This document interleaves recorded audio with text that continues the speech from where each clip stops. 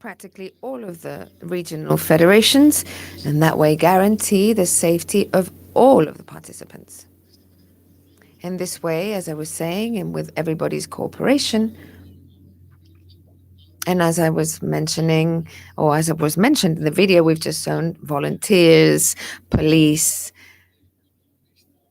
and everyone involved made it possible for cyclism to be the star for 3 days of the competition. In this way, this event was the pioneer in recovering normality in sporting events at a local scale. And also, if I can use the word, it was contagious. Because once all these doubts and fears had been cleared, other federations and organizations from that point onwards started to organize Spanish championships, Spanish tour, and other categories. This meant for non-professional sports, for example, the Tour of Burgos at the professional scale. So for professional and non-professional sporting sectors, this was an inspiration. So that was our experience.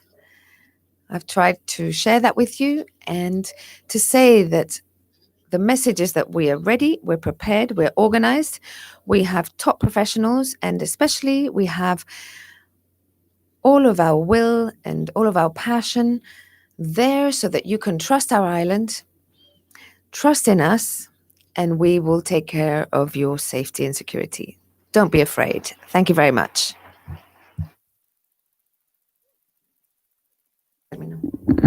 Thank you to all three of you. And so now we will open the debate. There are some questions already in the chat through the YouTube streaming channel.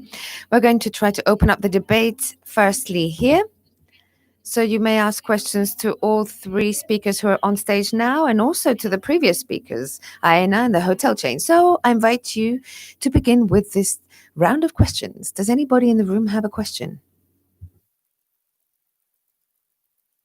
So if there are no questions here, we shall begin with the questions in the chat. And the first one is aimed at Mr. Fuster from Aena.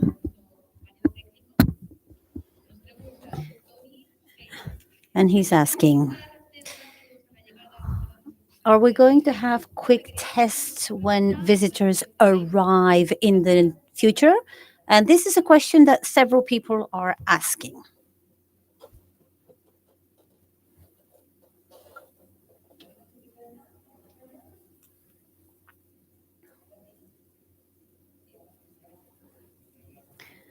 Well, thank you for the question. This is a question that I was expecting.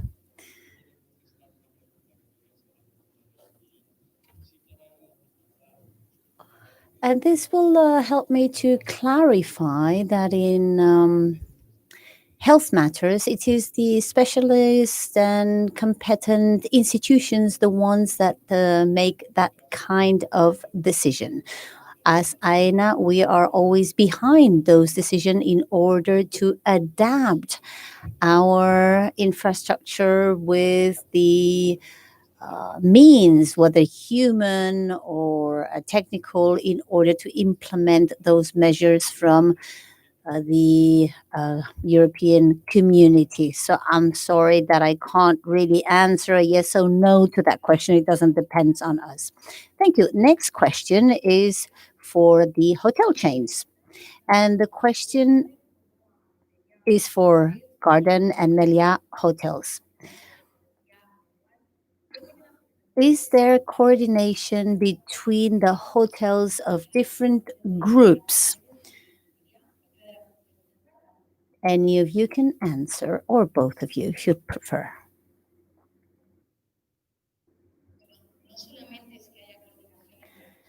Yes, there is coordination, but not only that, we have also collaborated with different institutions like the World Travel Council and the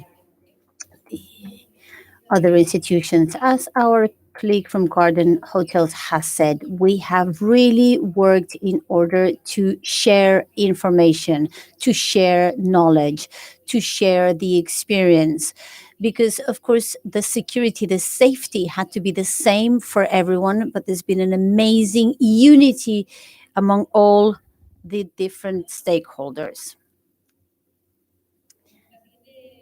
Okay, our next question is for Palma Aquarium.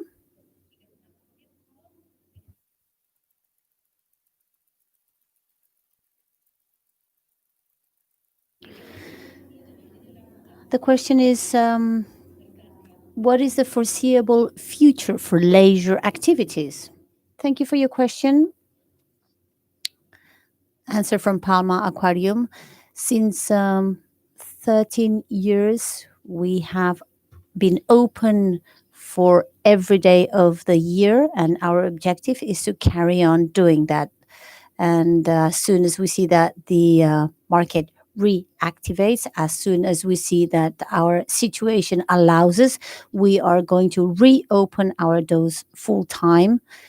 For now, we are adding new contents to improve the experience of the visitor. And we think that at the beginning of March, we will be open again. Any other questions from the public? Yes, please.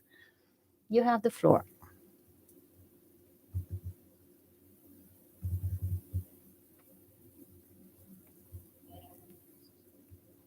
Thank you. Good morning. I'd like to speak about the pilot project that I think was a titanic effort done together with hotelry and different establishments. I'd like to ask them, what was the feedback from your clients, from your guests, the ones that experienced the pilot project? What was their reaction? What did they have to say?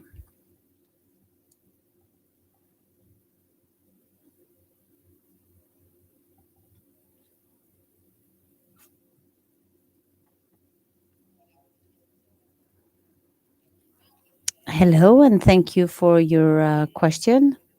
I have to say that the results of the experience of the pilot plan was amazing. It was, as you said, a titanic effort. Everything had to be done in a very short time span. We also had the pressure of the press every day, trying to get interviews. And it was really nice actually to see how much we learned together, how much we supported each other, how we collaborated with our colleagues and clients. To be honest, were giving us a lot of feedback. Also, a small slap. Obviously, we didn't do everything perfectly well. There were some small things that we couldn't cover or take into account properly. It's sometimes difficult to take 100% of things into account. So clients might show you what to do. And but the most important thing was how we could share with our colleagues. I hope that answers your question. Any other questions? Okay, well, in that case, we're going to stop for a coffee break and we'll invite you to enjoy this next 15-20 minutes. Let's be back here at 11:45 and we will start again with the session. As you know, all of our followers online can also take this time to watch the videos that we have online. Thank you very much.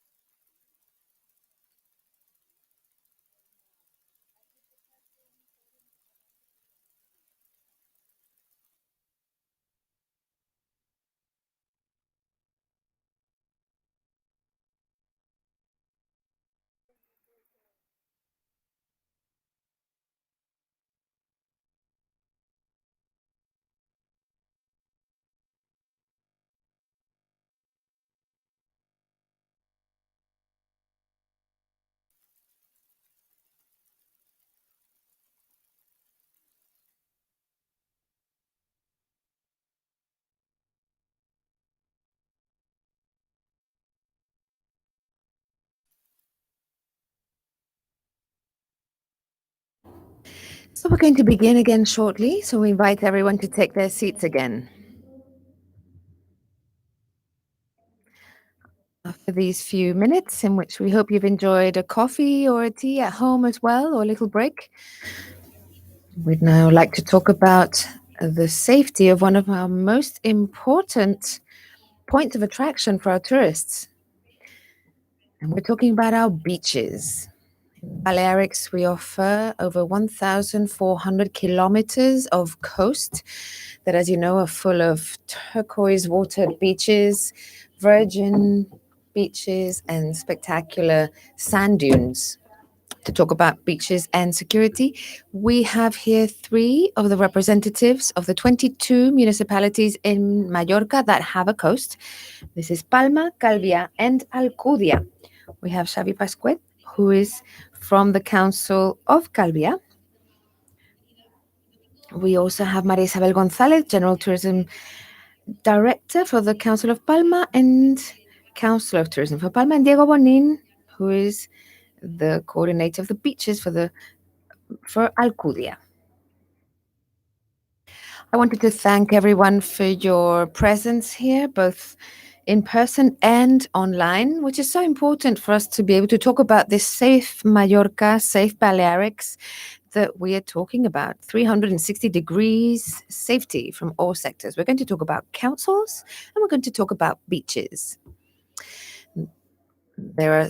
These are the councils who have taken the most care regarding beach access this summer and who are also obviously preparing for next season, next year, in order to offer uh, beaches that are leaders in safety at the international level. So, what do you feel is important regarding the work we need to carry out at the beaches in order for them to be safe? So, to sum up, it's about information. Mr. Xavier Pascuet answers. So, from the beginning of the lockdown, just like the Porta Adriano marketing department, we spent months evaluating how we would be managing the beaches.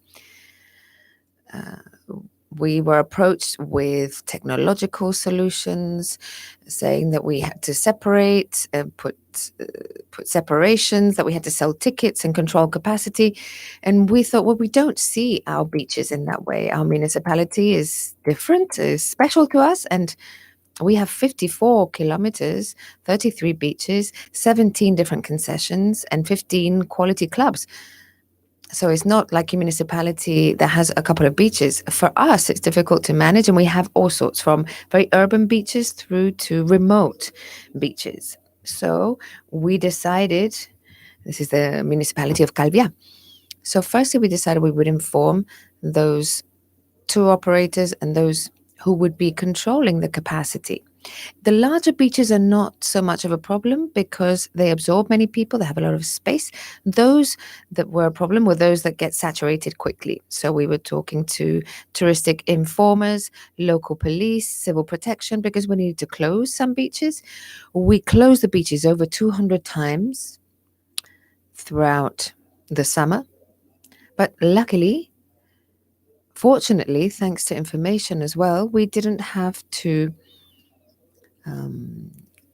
deoccupy any of those beaches. So we didn't have to intervene and ask people to leave. So it's important for us to inform tourists when they reach the beach, but if it's possible, much sooner. That's much better because they need to learn to manage their expectations.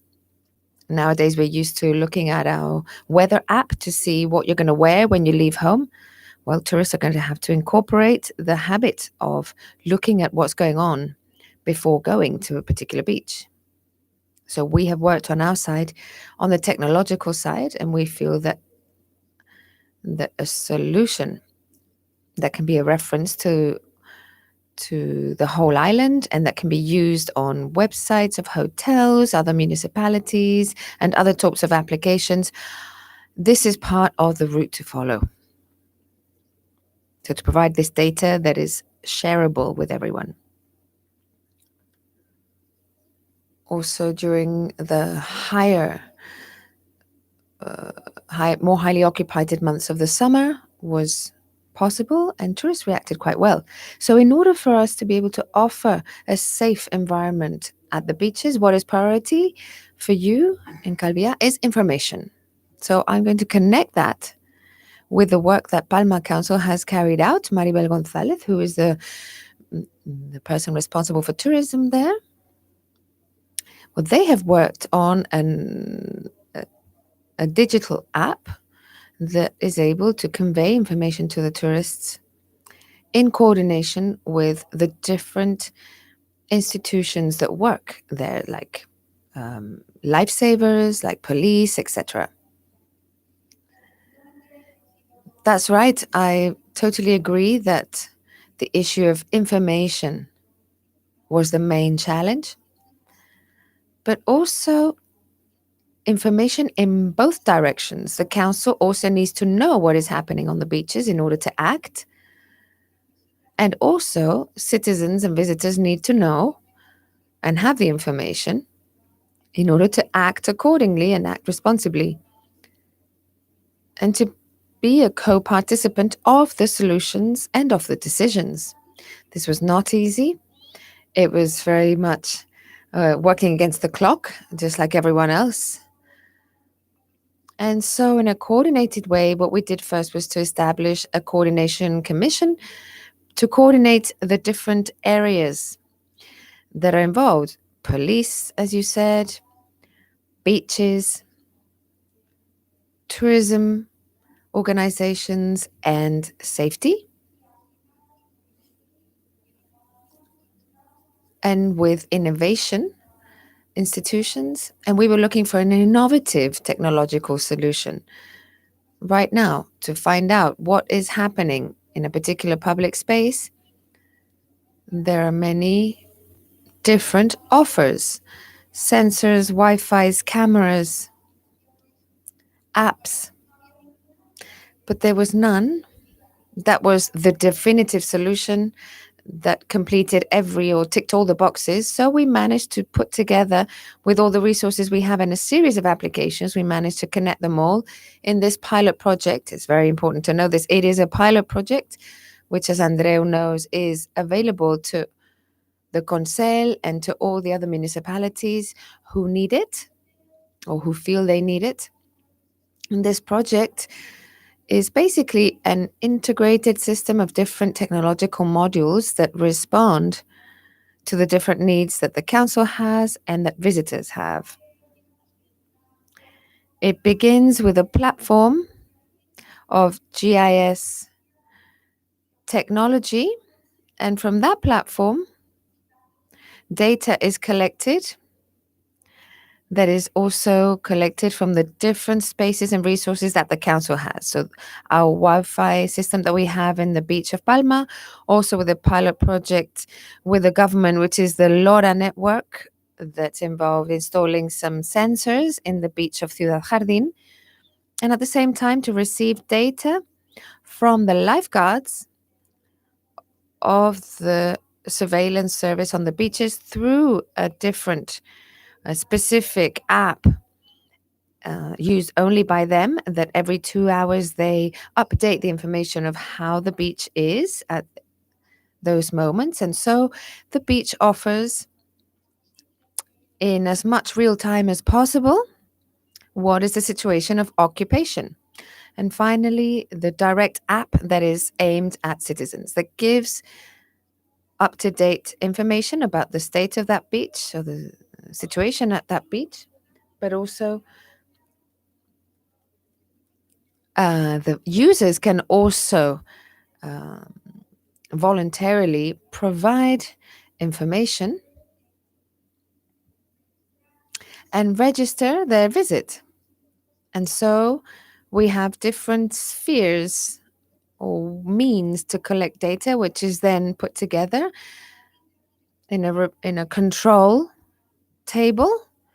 And there's a part of that information that reaches the citizen, and another part which is for the management of the council, for citizen security, or the need to make a decision on a particular beach, or also with hindsight to be able to analyze what is happening over a particular period of time so that we can see how we can evolve. This has worked quite well, and we think that it can be improved, but that it can be a solution. So, for example, you have been looking at red light, green, red, orange light services or warnings in order to let people know how the beach is, how the water is, etc. So even though COVID is a pandemic that is affecting everyone, it also needs to be seen as an opportunity that is here to stay. Um, because anyone can see at any point in time what the beach is like, what the water's like. If I want to be in a beach that's more or less crowded, I can make that decision. So thank you, Maribel, for that. And as we have seen in the previous talks, as well as information, there needs to be other measures such as hygiene, cleaning, etc. And that's why Domingo is here. He has worked a lot this summer from the Council of Alcudia to tell us about, and he's here to tell us about more measures as well as the technological ones that our beaches need to have and will have in the next season so that people who are listening to us know that they can make their reservations because it will be safe to come. As well as the digital control, we have this other leg of that control table, which is the protocols of prevention, hygiene, and cleaning of the beaches. In the middle of April, when we saw what was coming, we decided to put in place a COVID-19 committee for prevention. And regarding the beaches, we started to analyze all of the different problems that we might find. We developed the protocols with one general one regarding the beach, the accesses, the walkways, the urban infrastructure, etc. And then we developed a different protocol for each different activity. So from renting of hammocks, spas, water sports, etc. So then the protocols were developed. They were tested out. Different products, cleaning and disinfection products were tested out. We also did analysis before, during, and after the application of these products, and we analyzed all of that data. So, as it has been said today, not only did we have to be sure about what we were doing, but we also had to be able to validate that. So, we found an external auditor, SGS International, who certified all of our protocols for disinfection and maintenance and cleaning of the beaches. And at that moment, I must remind you that we were one of the first beaches in the state of Spain who achieved this recognition. So from that point on, it's about putting it into place in practice. So we've had intensive training of all of our staff, both our own staff and also staff from different private companies who work at the beaches. And here I really need to thank the cooperation that has been absolute from all the companies that carry out their work and their activity in and around the beaches. So we've had intensive training regarding the personal hygiene protocols of each person, each staff member, and also of all the buildings, modules, infrastructures, or whatever is being used. So, for example, for the lifeguard service and the hammock service, we're the only council that actually manages the hammock service directly through a municipal company. So we were able to implement this directly. All of the infrastructure and access to the beach, not just of Alcudia, but all of the beaches in the municipality. We have 9. So between 6 and 10 in the morning, there is a total disinfection and cleaning of all of the elements that are on the beach. And throughout the day, each of those different departments that I've talked about earlier have their own protocols. So, for example, once a hammock is used or a beach bed is used, then it will be disinfected in order for somebody else to be able to use it again with lifeguards There's the buggies that are special for people with mobility problems, etc. So all of those equipments are constantly disinfected. And another part that at first we were doubtful about, as has been explained here as well, is when we began to work, the changes were constant. So we would make a decision in the morning, and then the afternoon you had to change it because something new had come up. And so, regarding showers and public toilets, we decided to not open the showers in the summer. However, we did open the public toilets. So, we opened those from 8 in the morning to 6 in the evening, cleaning them every 2 hours. And so, all of these protocols have allowed us to offer certain safety to our visitors, and we've had no problems. And we have continued to audit our own protocols once we achieve the safety certifications. And this was done through a company that cooperates with us for a long time now. And so we practically revise our protocols and their implementation weekly. We're also learning from our mistakes and taking into practice everything that we had initially written down on a piece of paper and that we've had to apply and implement throughout the summer. All of these measures that we have taken have helped for people to be faithful to our beaches and remain faithful. Also, the spaces in between the beach beds were doubled so that we could maintain the security, social distancing, etc. So these are more or less the things we've done this summer. Thank you very much, Domingo. I really want to make the most of you all three being here to really underline the huge work that municipalities, their teams, and their mayors and mayoresses have carried out throughout this summer in order to offer an excellent service to citizens and tourists. And so this is the intense work that has been carried out on all the beaches, not just Alcudia, Palma, and Calviá, but also all of the municipalities on the islands. So I think we're an example in that sense.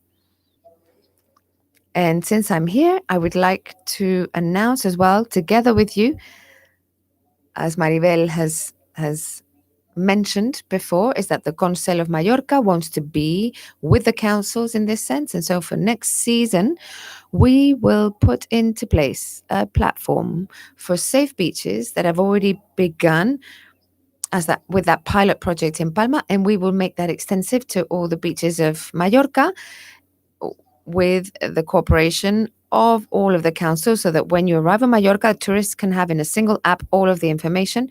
We're also coordinating that with the government of the Balearic Islands, and with the general system of telecommunications, with the LoRa system, Wi-Fi, etc. Our intention is to have a unique space, or single space rather, where all of that information that is useful to users can be present.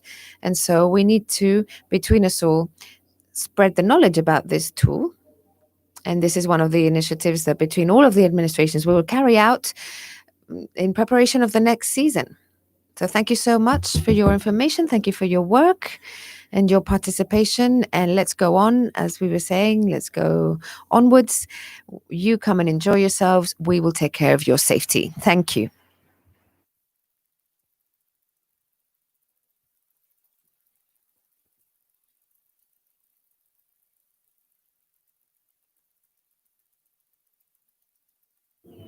Thank you very much to all four of you. And I think now we're moving on to the point in which we're going to tackle one of the most important aspects of what we are living nowadays, which is safety. What is the situation in Mallorca regarding health? Well, Mallorca is well prepared to look after all of us. And today we wanted to invite representatives of the health, public, and private sector. We'll have with us Tony Fuster, the head of UBES, the Balearic Union of Health um, institutions, and Julie Fuster, Director General of IB Salud, the Public Health Organization.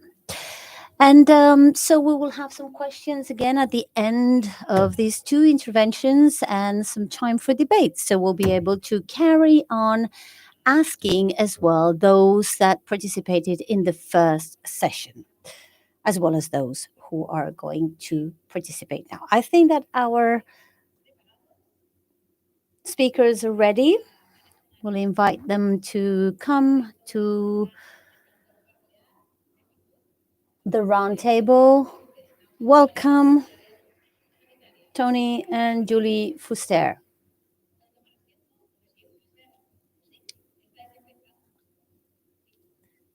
You may stand or sit as you wish. Okay, well, good morning to you all. The truth is, it's a pleasure to be here with you today. I'd like to thank the organization for having invited us in order to explain a little bit what our infrastructure is and how we are ready to tackle the COVID 19 or any other eventual virus that might come up. I think these opportunities are very important because they allow us to explain what we're doing, because otherwise it's not so clear what we're doing, and this information doesn't reach the general public. And I think this is a great opportunity to do so. I'll try to go slowly because I think there are some interpreters working behind me. I don't know if I'll be able to do so, but I'll do my best. I'll also be thoroughly clear. On this first slide, what I'd like to say is that our public service is universal, is public, and is free. This is very important. We offer healthcare, practically the entire healthcare is covered, except for maybe surgery regarding aesthetics or dentistry, but the rest of it is fully covered for all our citizens and all the citizens in the European Union for free. Of course, people are entitled to have a private insurance, but if they don't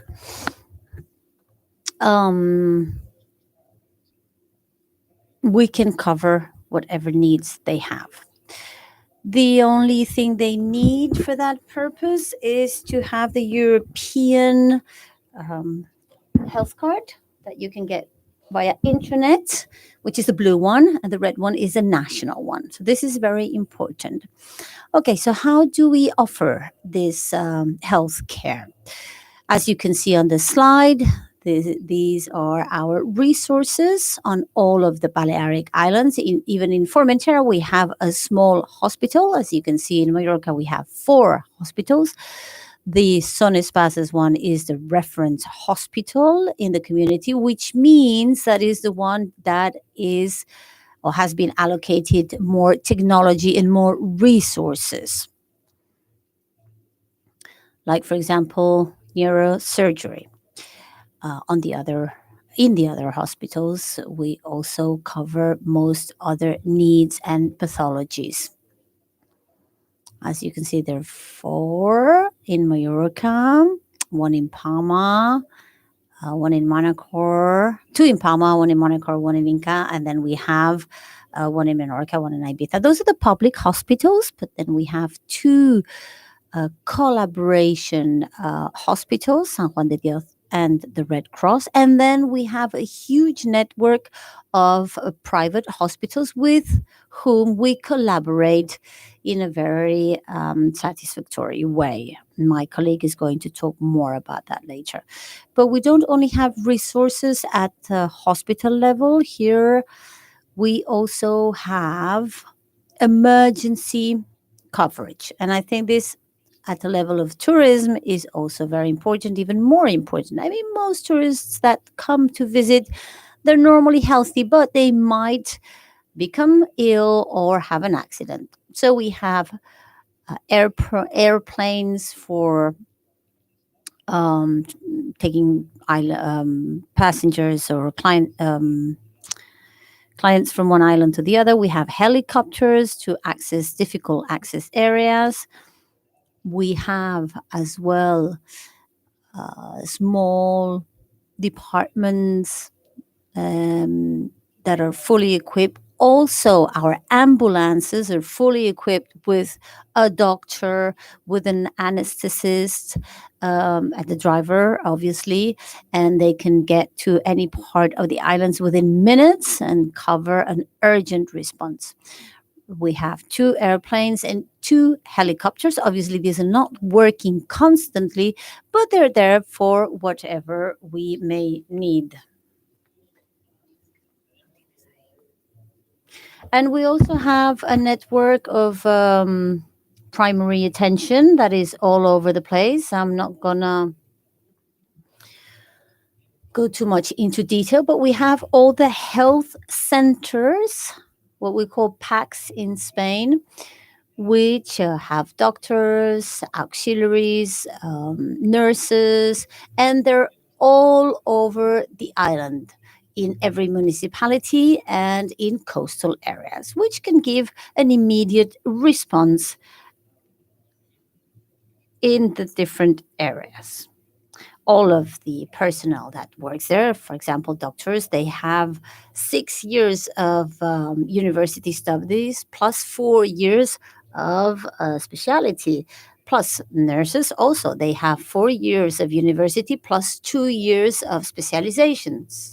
That means that our professionals are very well prepared, and they are so well prepared that in other countries they want to have our doctors and nurses, like, for example, is the case of the UK and Germany. The number of available bed is about 2,500. Most of them, most of the rooms, individuals, rooms that allow to become double rooms. So we have the capacity of rising the number of beds. This is important to know. Most of the rooms at the moment are of individual use. Since the modernity of our headquarters is very important, I have to say that we have really invested a lot in health regarding technology. We know that magnetic resonance 10 years ago is not the same as one that came out last year, and any other technique in that respect. Uh, they really state of the art changes very, very often. And we are really in that state of the art. We are the head of it. We have some of the most modern um, infrastructures and technological items. Here on this slide, you can see some of the examples of the number of budget invested in the different centers. At the moment, for example, just recently, we were able to take a 14-year-old girl to Barcelona, which needed a treatment that they only have in certain places in Spain, like in Barcelona and Madrid. She was in critical situation, and the transport and treatment was very successful, and she has been recovered without any secondary effects. So this is just to give you an idea regarding surgery techniques. Here you have some images of the airplanes or helicopters that are taking patients from one place to another. Regarding heart surgery in the Son Espaces department, we have been allocated as one of the most important in the world regarding our results. This is something done at an international level. So this is something that we're very proud of. We're not one of the best departments regarding heart surgery in Europe, but in the world. Regarding cancer, for example, the techniques to detect cancer have changed a lot. And that is thanks to the new technology that has been developed. And we have the state of the art technology for detecting cancer in all of our hospitals. So we're really making an effort to give the best service possible. The robot Da Vinci, for example, this is an apparatus that does surgery. I mean, it's controlled by surgeons, but it's a robot who actually does the surgery. This is very useful in urology, in gynecology, in general surgery. So, this is also to take into account. We're very proud of that. And having given you a little bit more of general information, now I'd like to focus a little bit on how we face COVID. So, first of all, we restructured our hospitals in order to be able to isolate patients, to not mix them, to have intensive care units available. So, the first thing we did was to really create that possibility of keeping the distance. But we also have the PCR test, which is one of the tests that we have done most on the Balearic Islands. One of the places where more tests have been taken are the Balearic Islands. And what's important is that through that, we can detect some people that are asymptomatic because, as you know, COVID can be very harsh on people who have symptoms, but 90% of the population do not have symptoms, so they do not know that they can transmit the virus. And of course, to isolate these people is key in order to stop the spread of the virus. That is why we take so many PCR tests with most people, as many people as we can, because otherwise, what happens is that eventually there is more transmission of the disease, and we eventually end up collapsing hospitals. As you know, nowadays, Manacor has been reconfined, not because we had many cases, but we were seeing that due to the number of tests that we were doing, that there were more and more asymptomatic people. So we thought it was better to isolate them. We think this is the best way of isolating the virus because at the end of the day, what we're trying to do is to reduce the number of people who actually have the disease, and if some people get the disease, to make sure that they don't need to get to um, intensive care units. Another important aspect that I want to share is that we were the first community that um, did house attention, house care. So a lot of people that have light symptoms don't need to be in the hospital. They can be home, but they need to be controlled. They need to be monitored. That is why we created the COVID Express mobile, as you can see on the slide.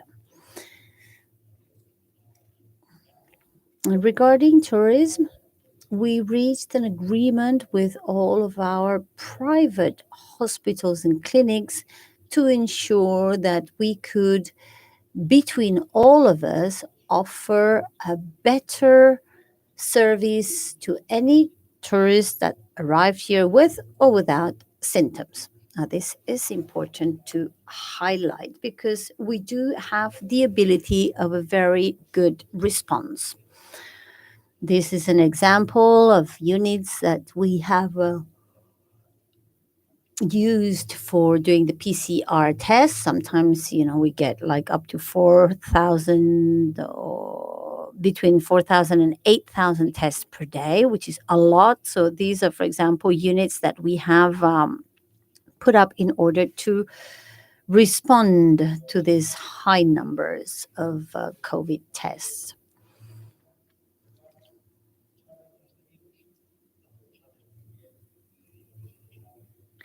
The fight against this virus is something that we don't really know what we are facing. So, what we decided to do is to make sure that we had additional beds. So, for example, in the Congress Palace, we have over 100 beds with oxygen and respirators, which could be used as additional intensive care units. We haven't had the need to use them, thank God for that. But if we needed them, they're there. I'd also like to add that while trying to stop the spread of the pandemic, it's very important to isolate people, because if we detect a person that is affected by the COVID can be at home, then we can allow them to be home. But if that happens with a tourist or a visitor, then that person shouldn't go back to the hotel where they were staying, because they might spread it to other tourists. So that is why we have one hotel in each of the islands where we can isolate tourists. And this cost is covered by the government of the Balearic Islands. So this would be for the people who are visiting, who have been um, tested positive and who need a place to stay. We have, as I said, a hotel in on every island for this kind of cases, but even in Formentera, I'm just saying even in Formentera because Formentera is so small, one might think that they don't have everything that the other islands have, but regarding healthcare, they do. On this slide, you can see how we can raise the number of beds in case it was necessary. We really follow up the situation of our hospitals on a daily basis, even several times a day, depending on the virus it spread. And in regards to that, we adapt our work to the needs. For example, if you look here in Son Espaces, which is on the first column to the left, we have like 35 intensive care unit beds, but then we have the extended intensive unit care that goes up to 88 beds, and so on and so forth with the rest of the hospitals available. This is a slide that shows the permanent follow up that we are undertaking. This is the number of patients we had in intensive care units regarding whether they were COVID patients or non COVID patients, the available beds available in the intensive care units, and so on and so forth. And having said so, I believe that I have covered more or less everything I wanted to say. If you have any questions afterwards, we'll be happy to answer. And now Tony is going to give you a bit more information regarding our private hospitals. Thank you very much for your attention. If anyone has any questions for Mr. Julie Fuster, this is the moment. Any questions? Okay, so Mr. Tony Fuster, over to you.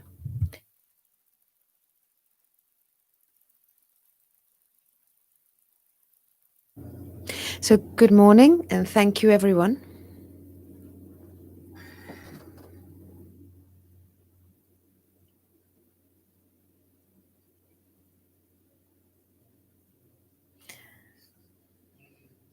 So, apologies for that. Once again, good morning, and thank you very much for inviting us to present to you an important part of the Balearic health system.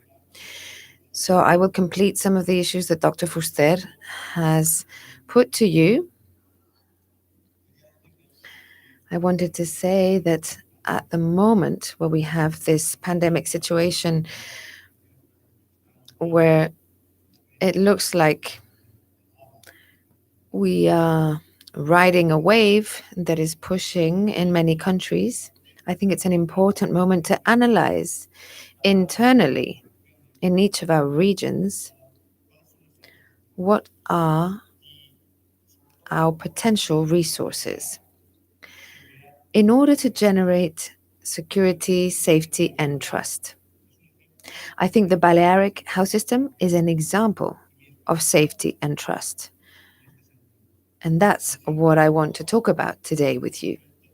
My mission today is to show you an important part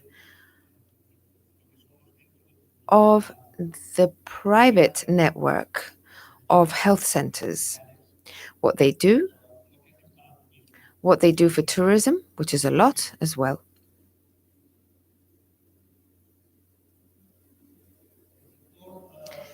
So, the private healthcare sector in the Balearics offers 13 private hospitals. There were 5,000 specialized workers. We offer 1,386 private hospital beds. We offer 605 million euros of gross value added, and we generate 2.6% of the GDP in the Balearics. A few more numbers.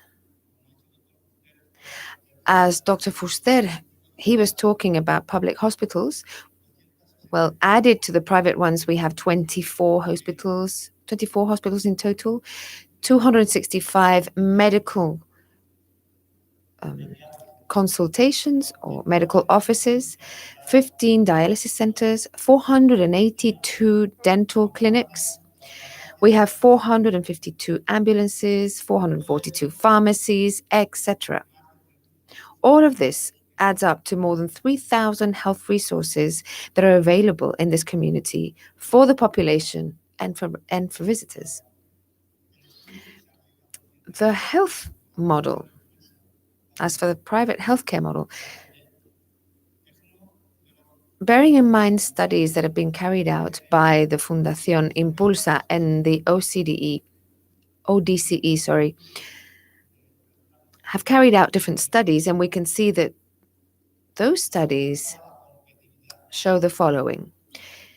Impulsa has shown how competitive different sectors are, and we can see how it stands regarding 263 regions of the European space. And we, in the Balearics, the health sector, occupies position number 12 of those 263. So we need to know that security and safety in our infrastructures and in health is a huge factor. This is the study by the ODCE, and here we see that safety and health are two of the highest resources that we have. So we need to bear in mind that these factors generate some advantages.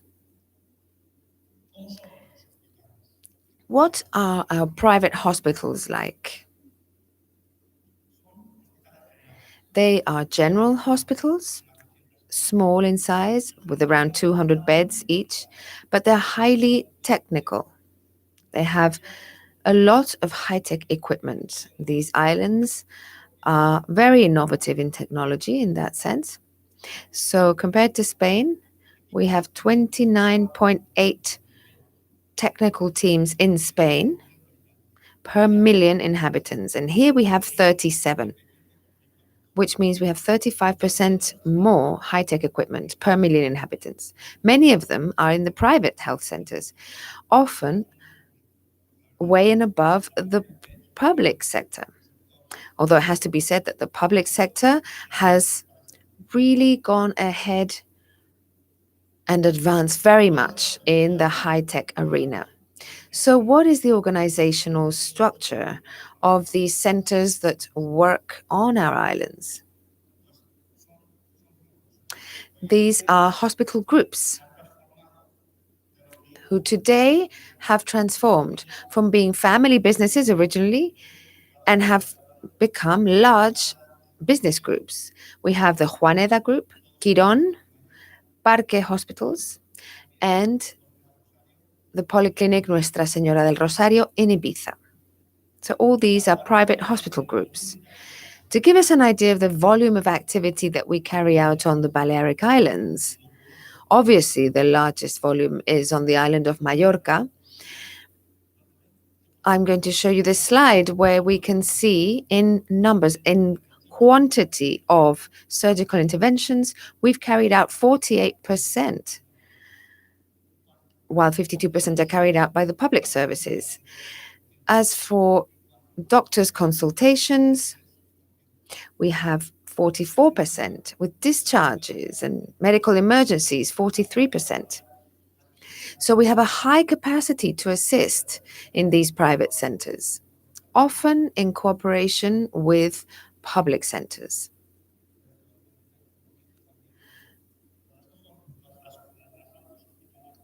These, the last two are the discharges and the medical emergencies, again, 43% in each case.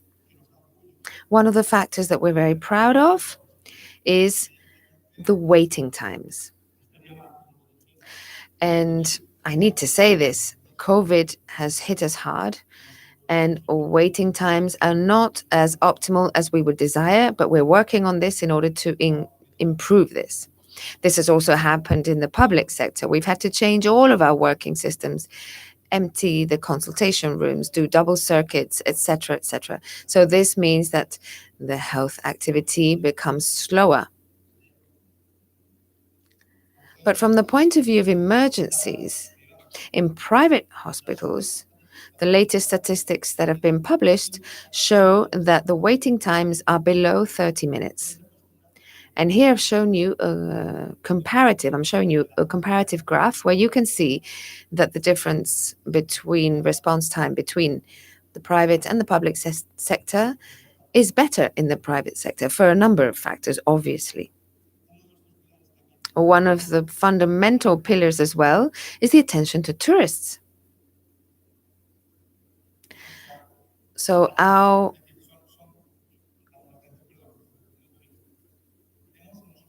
hospitals are very accessible. The attention people receive there is very personalized, which means that we try to understand our client, our patient.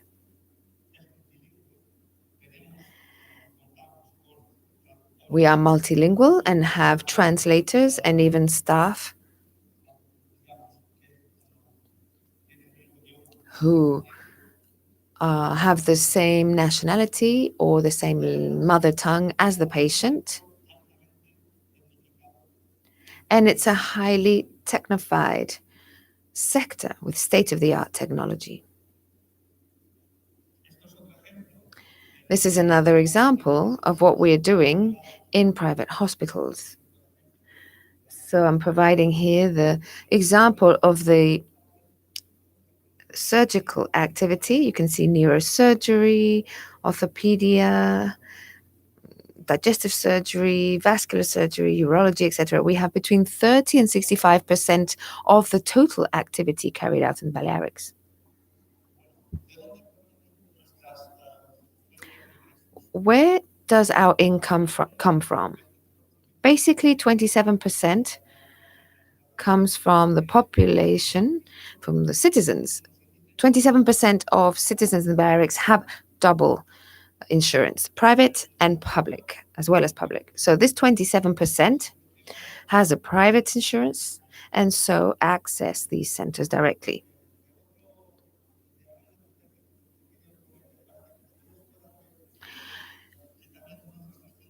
Here you can see also that another stream of income is tourists. Those who travel with a tour package generally have an insurance. And these patients generally, and I say patients because these are tourists who sometimes have a health problem while they're on holiday, they are seen to mainly in these centers.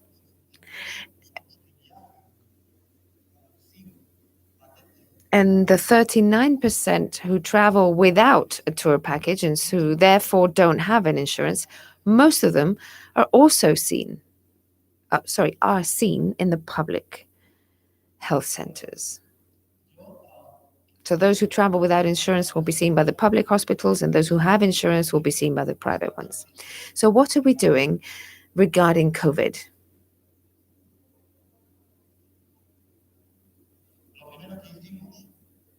The first thing we did was to put all our services, we offered all of our services to the health department because there was an emergency situation. So we offered over 700 beds, 50 emergency beds, emergency room beds with respirators. And this complements the public health services in order to be able to attend the first wave of the COVID. During that first wave, we attended 20% of the COVID patients. These patients are mainly financed by their own private insurance, although some of them were sent to us from the public service. Here, I've not included San Juan de Deun and the Red Cross hospitals because they're called concerted and they're not for profit and they are considered part of the public network of hospitals. So even so, we did 20% of the attention, whereas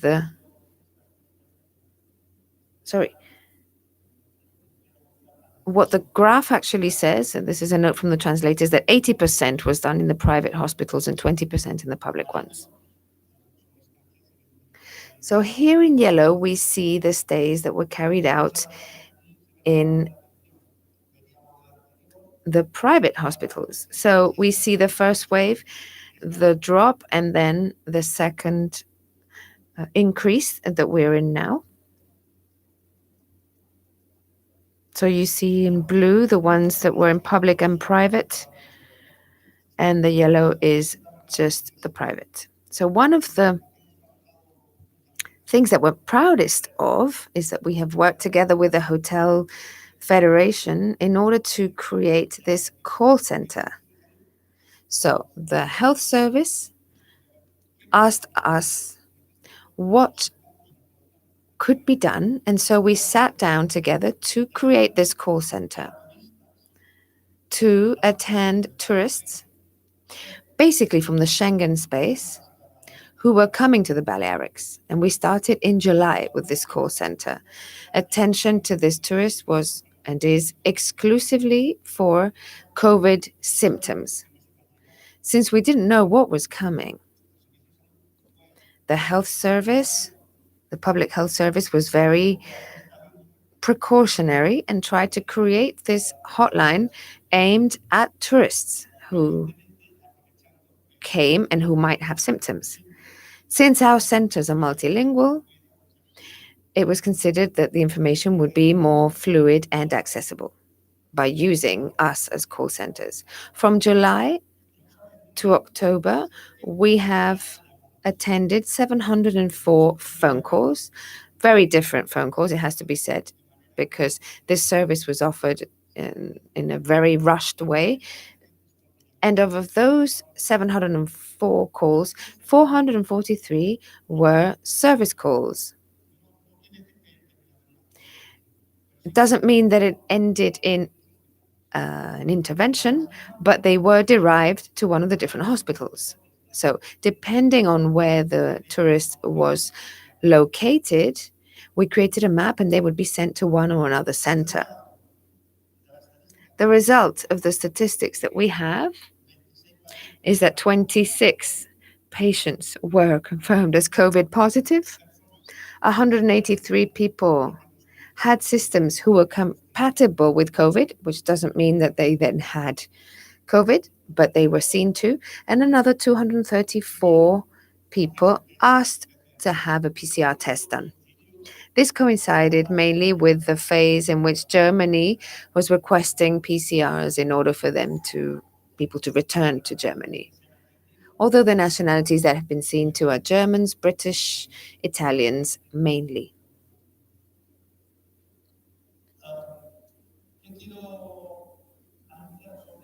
So with this, I want to announce that this project that we have carried out over the summer, in my opinion, and in the opinion of Dr. Fuster, has been very positive. Obviously, there's room for improvement. There are things that can be improved. It can be further technified, but I think that we have found the keys to be able to offer our destination with full guarantees. We know that COVID is not leaving anytime soon. We don't have vaccines. There are many treatments, and we need to work with this factor in mind for a long time. So, to have instruments of cooperation regarding this gives us huge strength. Here, I am showing you the algorithm that has been created by the quality department of the health service that has been used to derive the different patients to different hospitals. As Dr. Fuster said, some could end up at the Bridge Hospital, for example. A very important issue from my point of view, and I'm not the only one who says this, there are many sources who say this, is the testing.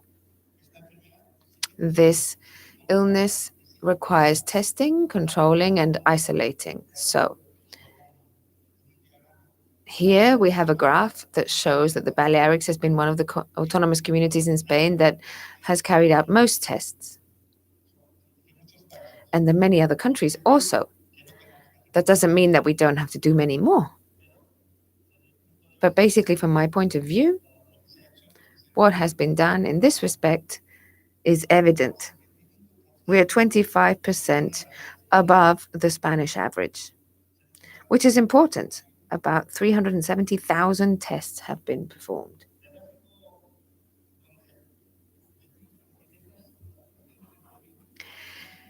So out of those 370,000, 6.3% have been carried out in private hospitals. But I will quarantine, if you will allow me, that piece of information because many more have been done, I would say. And I think one of the issues we need to improve is this control of the testing that is done. But what is important is that both the public and private sector in the Balearics are working to test. And I wanted to say something important here as well. This needs to continue. And also, again, in my own opinion, incorporating these fast, quick tests, the antigenous tests that are being used both in the public sector and that also can be done at our clinics, are going to help us to manage much better because the timings obviously are reduced. So if this advances and they are reliable, which it looks like they are, it's said that they are, this will be an important turning point for following the disease, because I insist we need to keep following what is happening. What have our centers done when it comes to COVID? Obviously, control their staff who have done serologies and PCR tests, because if you don't control your own staff, well, you can generate a huge problem. We've had to establish double circuits because COVID cannot circulate along the same routes as conventional illnesses, let's say. This means that we have had to change infrastructures. So the double circuit is for patients with or without COVID. And we have introduced specific quality systems, which means that all of our centers have been qualified, requalified again regarding quality around COVID issues. And I will finish by saying that we need to make the most of our resources and our potential. And one of those is the health system that we have. Another one is the infrastructures that we have on the islands. And from the point of view of our centers, we are very accessible. We're comfortable, multilingual, where attention is very quick. We have state-of-the-art technology, and it's incorporated, and our human resources work with this technology. And so we're at the forefront of technological medical advances. We have attended 20% of the COVID-19 patients. Note from the translator means that the graph that we showed earlier was wrong. It's actually 20% of the COVID-19 patients were seen in private centers. And so what is most important is that in order to come out of this, we need to work together, the public and private sector. Otherwise, we will fail. So thank you very much.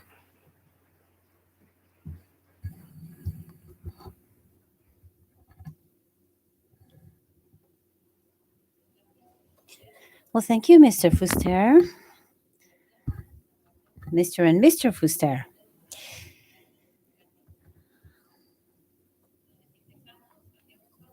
As usual, we're going to disinfect, change the waters, clean the tables.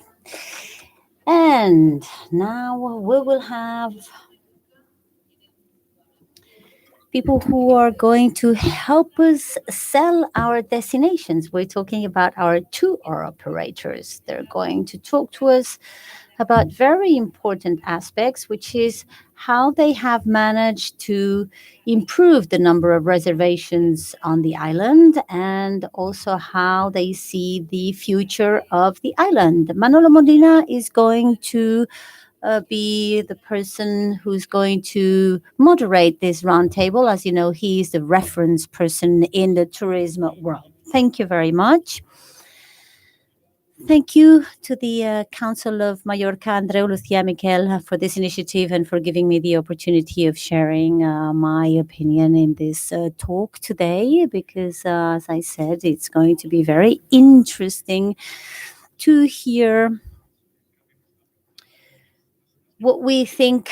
I think that all of us are very worried nowadays. So we'll see what Hotel Tour can do. For this, we will have Ian Livesey, who's the head of mainland Spain and the Balearic Islands at TUI. We also have another Fuster here, Carlos Fuster, who's the director of hiring in Schouwinsland Reisen. And then from Leeds, we have Steve Hippie, the CEO of Jet2.com and Jet2 Holidays. Muchas gracias, Steve, por estar aquí con nosotros. ¿Nos puedes escuchar? ¿Tienes traducción?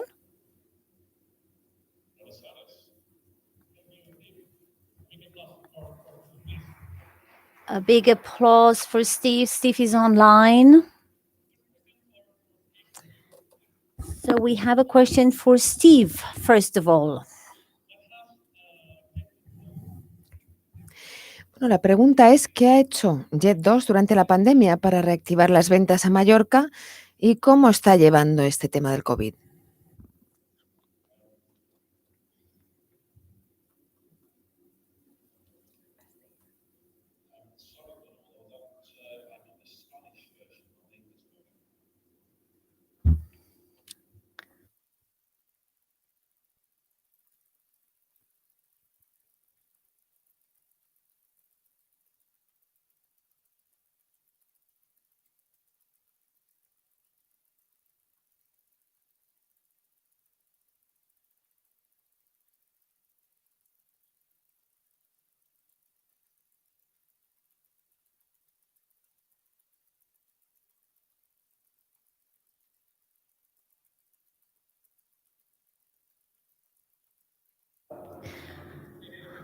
Okay, now we can do the translation because he was asking in Spanish.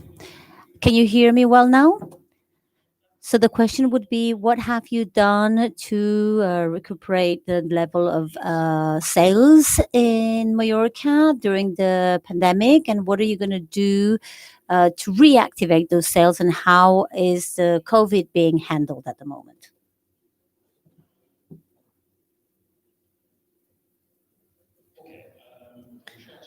Bien, la respuesta corta sería que hemos hecho mucho.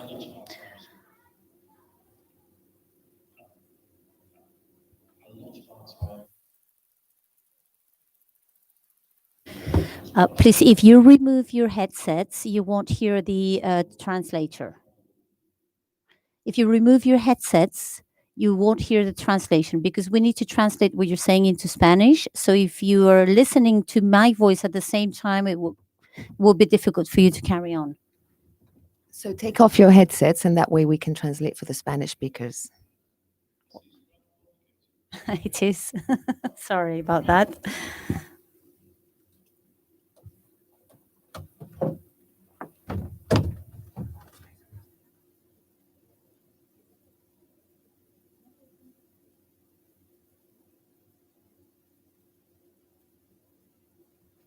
Que no traduzcamos al castellano. If you can hear me to the speaker, we're not going to translate you. So this channel, just speak normally. And you can have your headphones on.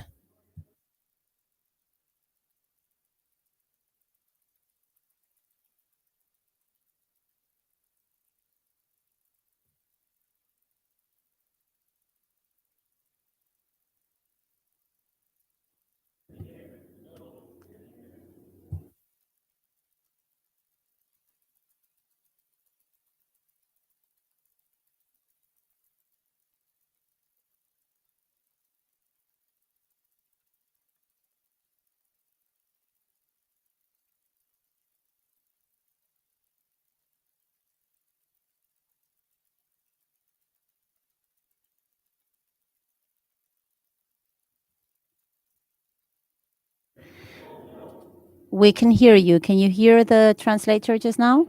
Yes, we can hear you. Carry on. We're not going to be translating you so that we don't have the voice coming in and out to the same channel. So just go ahead. No problem.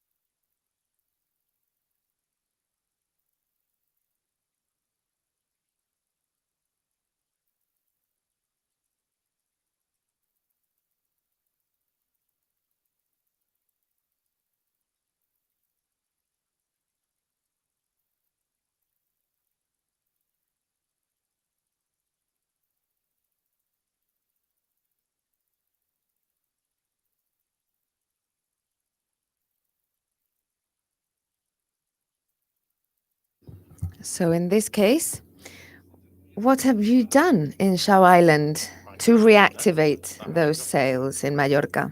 And how are you dealing with COVID?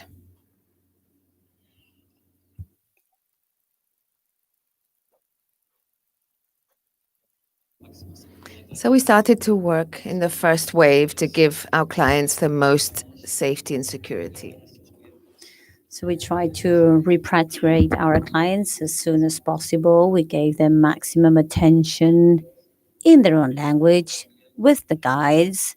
And of course, we gave back all clients their money who had foreseen a trip and couldn't take it.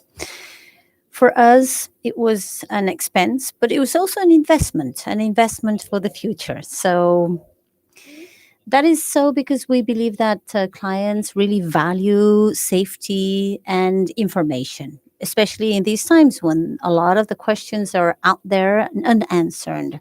And in that circumstance, it's important to sustain our structure because we believe our clients and travel agencies need it. At the same time, what we have done has been to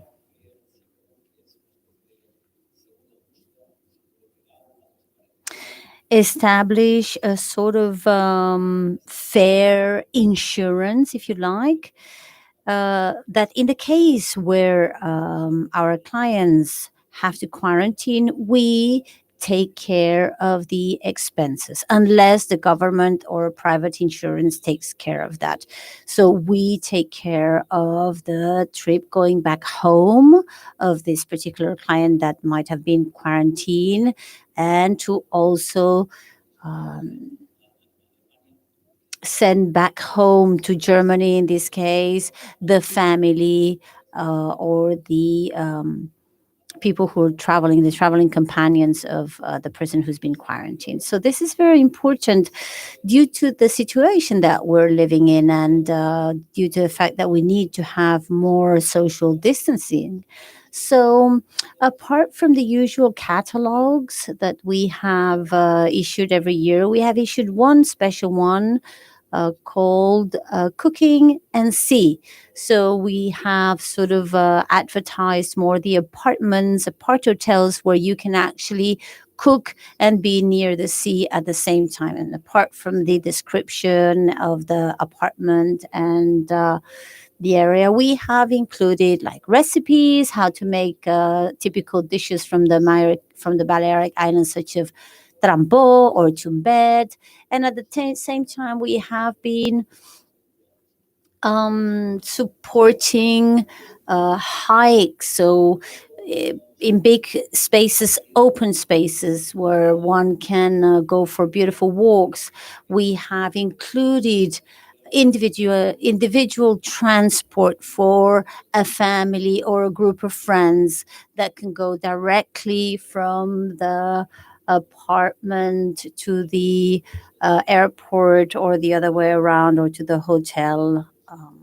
And then also making the most of our investment in staff. Well, we are known for quality, and quality is equivalent to safety. And this is what we're trying to convey. We think that a client needs to be really well taken care of from the beginning to the end. And therefore, the tourist packages are going to be very important in the next, in the coming seasons. Well, in order to reactivate the sales in Mallorca, which was part of the questions, we are in a more complex situation, which is a challenge, really, because we don't only work with one market of origin. We have 12 markets of origin. So this has a certain complexity when trying to coordinate with all these different countries in Europe in which we are present. What we haven't done either is to cut sales many weeks ahead. We have always left them open because we've always had the hope that we could reinitiate operations. And we have done that twice already, the 15th of June and 15th of October.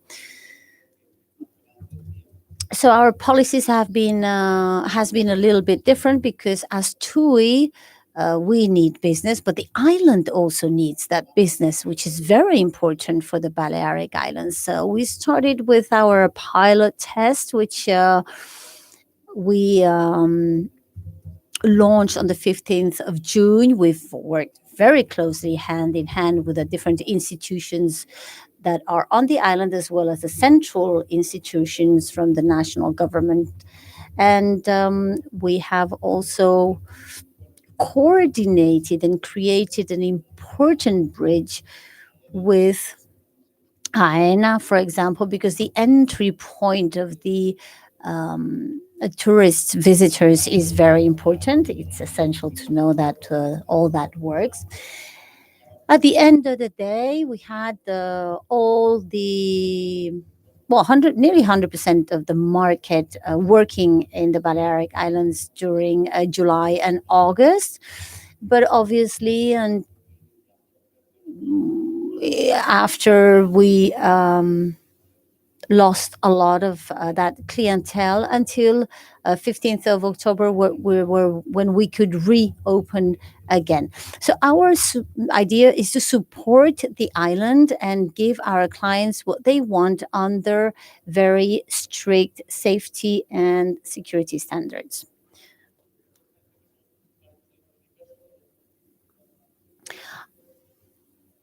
I will now say the question in English and Spanish for both of you.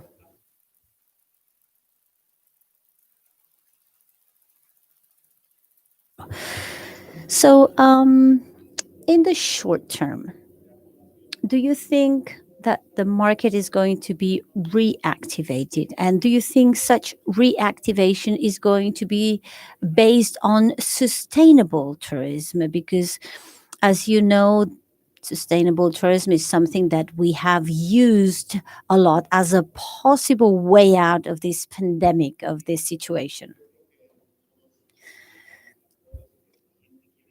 Well, I believe that we would all agree that people want to travel, people need holidays, and after the pandemic, holidays are going to carry on existing clearly, and the people will carry on traveling. But of course, at the short midterm, things depend on the waves that we are undergoing. Now we are on the second wave, and I always say that our crystal ball is not really there to give us answers of what's going to happen in the future. So, in that sense, we are limited. And the other limitation is that different countries have different restrictions. So we have the restrictions of the destination country, which in this case is Spain, but also from the countries of origin.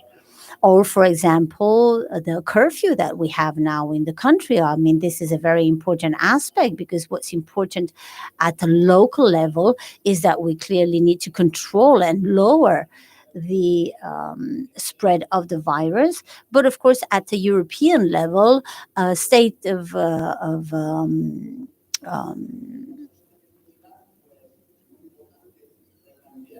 alarm, so to speak, is not good for our advertising. But we need to take into account as well that Mallorca is a very big island.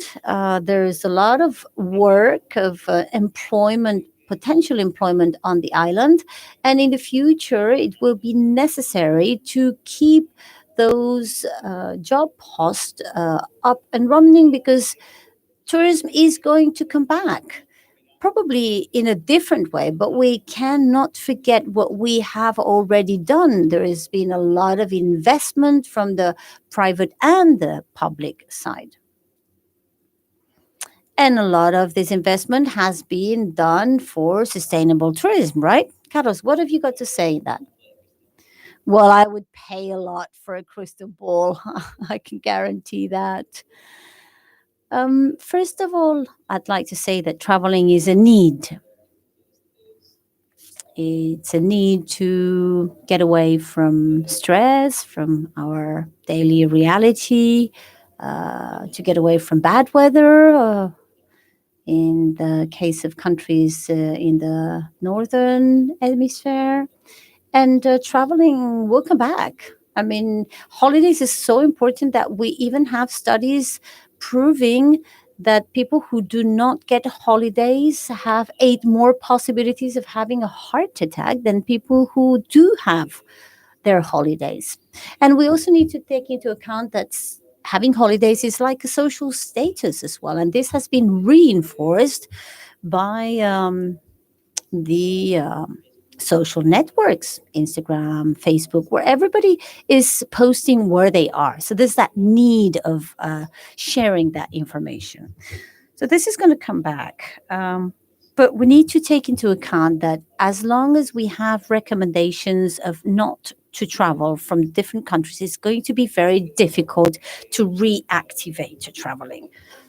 We need to also take into account that science is telling us that it's important not to interact, not to move around. So, this is a difficulty that we're facing, and we need to overcome it somehow. It would be important in that sense to control the levels of people infected. We should have less than 50 infected people for 100,000 clients. So this is something that was being said in a study in Germany. So if we have that, then we really do have a safe destination. So in that case, people want to visit us, Germans in particular. We have to take into account that as a destination in the Balearic Islands, we're very well connected. We have a very good infrastructure, hotel services, food and beverage, digitalization. We're accessible.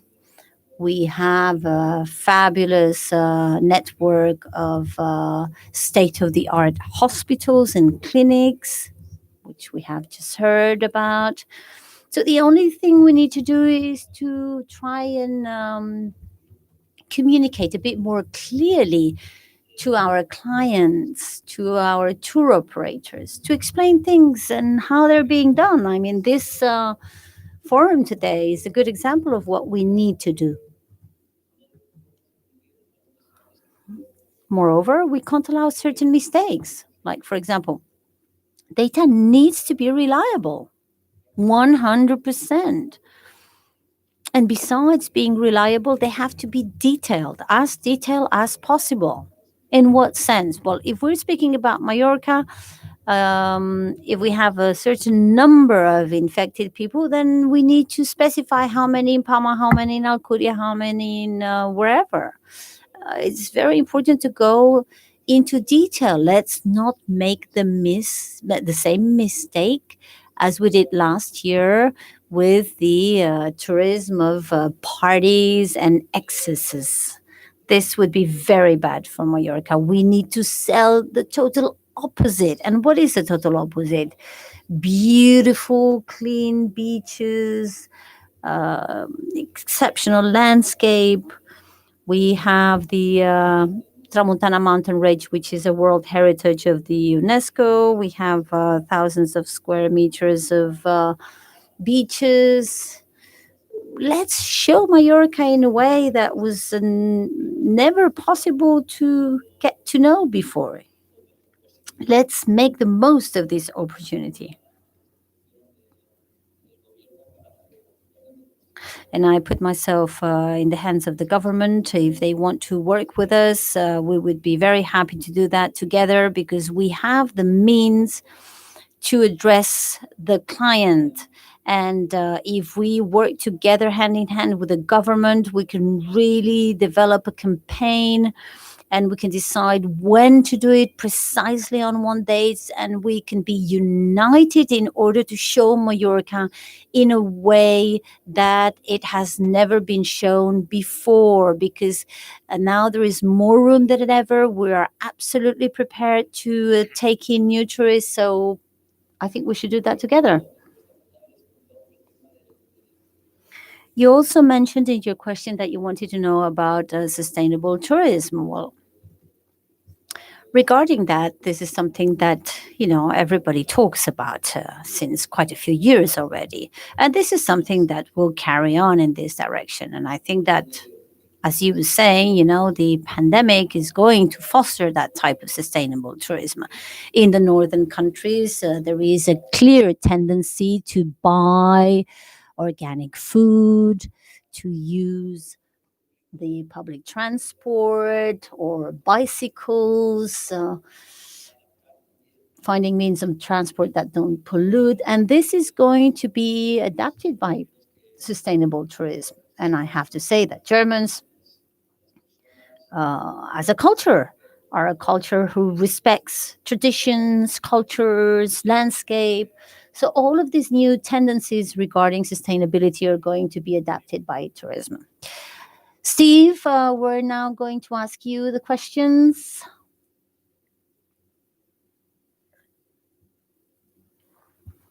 Okay. Yes, please go ahead. Sustainability. Well, yeah. When we talk about sustainability, many people refer just to the environmental element of sustainability. However, it's much more than that. I think sustainability forms into three categories.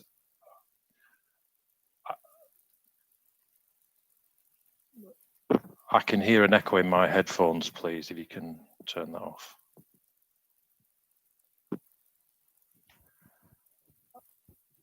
I can still hear it. We hear you perfectly, Steve. There's Okay. not much we can do about it. Sorry. First of all, environmental sustainability. Thanks. Okay. In return for the loans that the government have given, the bailouts to airlines and tour operators, they have requested that companies embrace more environmentalism and put in place measures to reduce their green footprint. And this couldn't have really come at a worse time. In the European airline community, we are spending more and more time on environmental issues. And this is for companies whose finances are under strain. Our balance sheets have been shot to pieces. We've got reduced cash balances, and we're asked to spend an enormous amount of money on environmental projects. Now, I'm not against environmental projects. In fact, I'm very much for them and for reducing our footprint. But there is a trend at the moment where the environmental agenda is being pushed very, very hard at a time when airlines, tour operators, hotels have very, very challenging financial situations. And I think the governments need to be aware of that. I would suggest we repair our finances, repair our balance sheets, and then get on to environmental issues. In terms of sustainability, I think there's two other categories. One is financial sustainability. Companies are under massive pressure at the moment, and some companies won't make it. Some will go under because they don't have the cash balances to continue. So, from a sustainability point of view, we need to make sure that we have sufficient financial support for the industry, or the industry will be massively reduced. The other thing is corporate sustainability, and we need to make sure that we operate very much as a community. So some companies in the UK in particular have not been refunding customers. They've been holding on to money and not refunding customers when holidays have been cancelled. And this is giving the industry a very bad image, which is affecting the future of the industry. And that isn't really a sustainable way to continue. Some, I won't mention names, but some multinational vertically integrated tour operators are not paying their hotel partners until next year. That's not sustainable.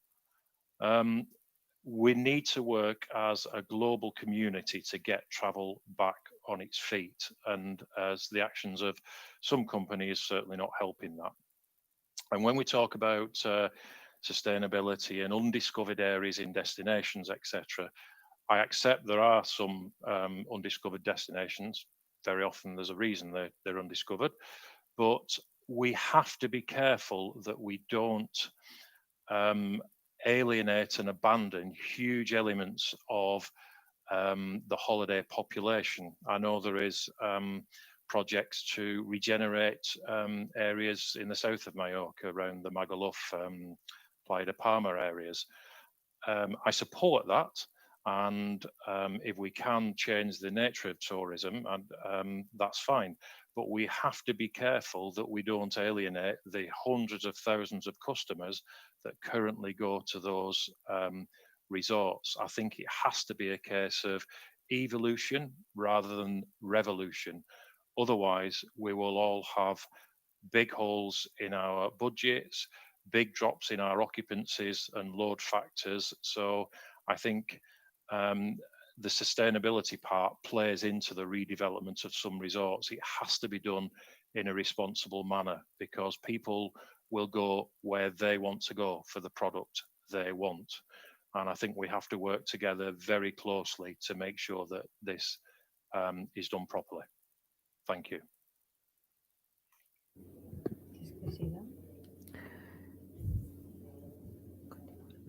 So thank you, Steve, for that. And again, a question for Steve. Do you think, Steve, this one's for you. Do you think it's more important to have a protocol, a European wide Yes, protocol thank you. that allows the flow between markets and destinations? Or do you think we should be waiting to find a definitive vaccine or solution that will allow people to travel again fully? What do you think, Steve?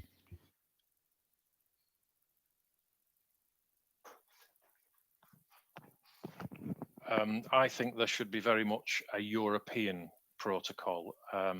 Yes, we could wait for a vaccine, but it may not arrive. There's a vaccine being worked on by Oxford Laboratories and AstraZeneca. There's one being worked on by Pfizer, but it may be some time. I mean, we've waited several hundred years, if not millennia, for a cure for cancer. It's not here.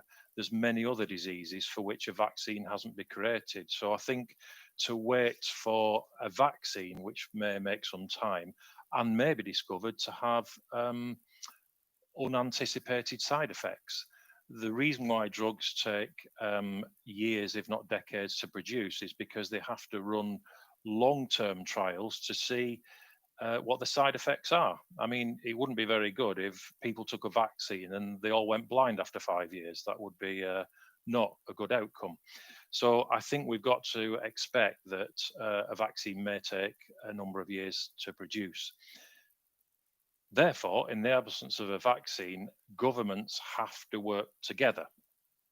And it needs a European framework for the opening and closing of air corridors, a European framework for the categorization and measurement of infection levels, and a European framework for testing. When one is traveling from one country to another, we need a robust testing mechanism in place. Now, the fact we're part of a European Union that is supposed to consist of 28 countries working together, one might think that that was a good thing. But things seem to be happening very slowly. In fact, I've seen glaciers move quicker than we are at the moment. So I would urge European politicians to come together and to work on the three elements that I outlined and put these in place to get travel moving again. We have to get travel moving again. Economies are getting worse and worse. And I think at the moment we are heading for quite a severe European recession. If things aren't put in place quickly, we may not get a recession, we may get a depression.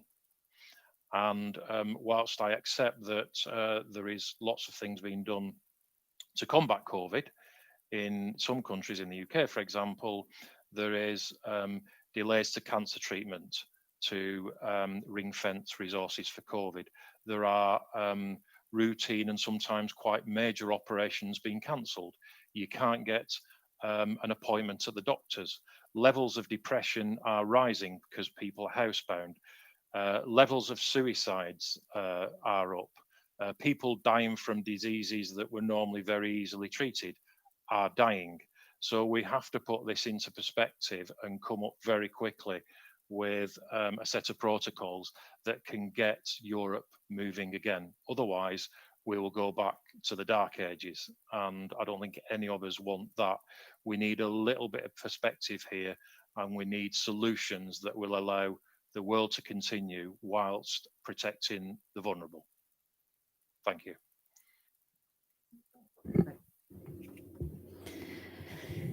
Thank you very much for that.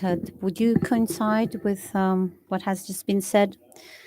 Well, I don't have a lot more to add. I believe that we're going to get the vaccine sooner or later, but when, we don't know.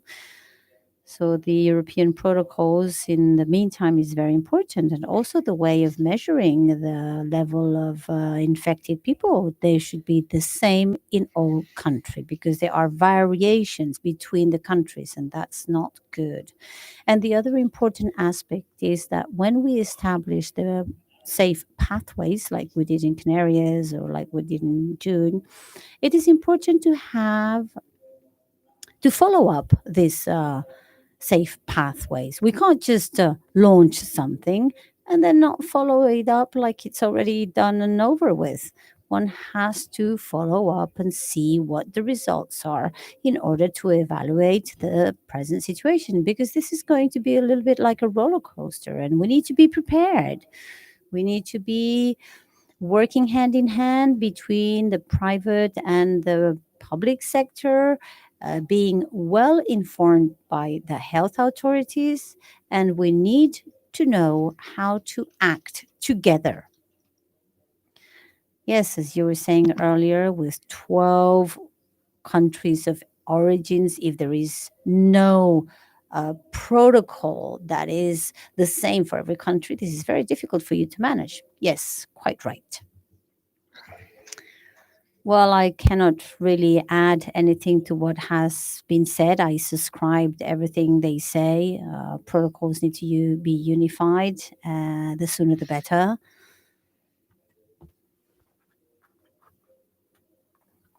And could just add that I can't believe that we haven't been able to do that yet. And we aren't able to get together and do something as elemental and as important as saving the economy. And I think Steve has really highlighted what is important, and it is that if we're not careful, we're gonna undergo a huge depression. Well, you are somehow the ones that represent the voice of our clients. So what do your clients ask of you in order for them to consider returning? Because, well, we see that every time that we have good news and good protocols in place, and there is a demand waiting to travel. We have seen in Canaries Islands, for example, that there has been, a lot of surge. The demand is there, but what is the visitor really asking for in order to return? Well, as you said, people want to. I mean, the wish to travel and to go on holidays is there. But unless we lower the index of infection, it's going to be very difficult for people to travel because people want to travel in safety. And people know that our hotels are safe. It's been proved. We have a statistic in which the index of infection of clients that have returned from our hotels has been 0.00304%. And in the airplanes as well, our statistics prove that everything is really under control. Well, so what's important is to control the indexes of the destination. Once that is in control, the people will travel. What does the client want in that respect? Well, they want to agile and transparent communication. They want to know how many people are infected, in which areas they are, They don't want mistakes or errors. They want information that is really reliable. They want to know who's going to pay for my quarantine if I have to do a quarantine while I'm at the destination. Will I be in a hotel? Will I get a bedroom with no views? Will there be a pool? I mean, what's to be expected? Because it's not my fault as a tourist or a client that I that the virus exists and that I might get infected. So in case that happens, what is the service that I will get? So the communication is extremely important. Information on things such as, okay, so if I get infected and I have my family with me, my family will have to undertake the test. Will I have to pay for it or not? I mean, all of those things they need to know. Everything else, we're doing fine. We're taking care of the hotels, of the airplanes, tour operators. So now these problems are really not in our hands anymore. What we need to do needs to be done as soon as possible. Yes, I agree. Tour operators want clients to travel. We're all trying to come up with agreements with insurance companies, trying to protect the client from the COVID situation. And we need to carry on giving the client the security they require for their trip. And another thing that is very important is that when clients travel, that the complementary offer is aligned with our principles. I mean, uh, restaurants, bars, things like that need to be open following the same protocols. Are we capable of doing that? Of having within the package that possibility of having everybody on board on the same page. And then we need a risk protocol as well, some sort of protocol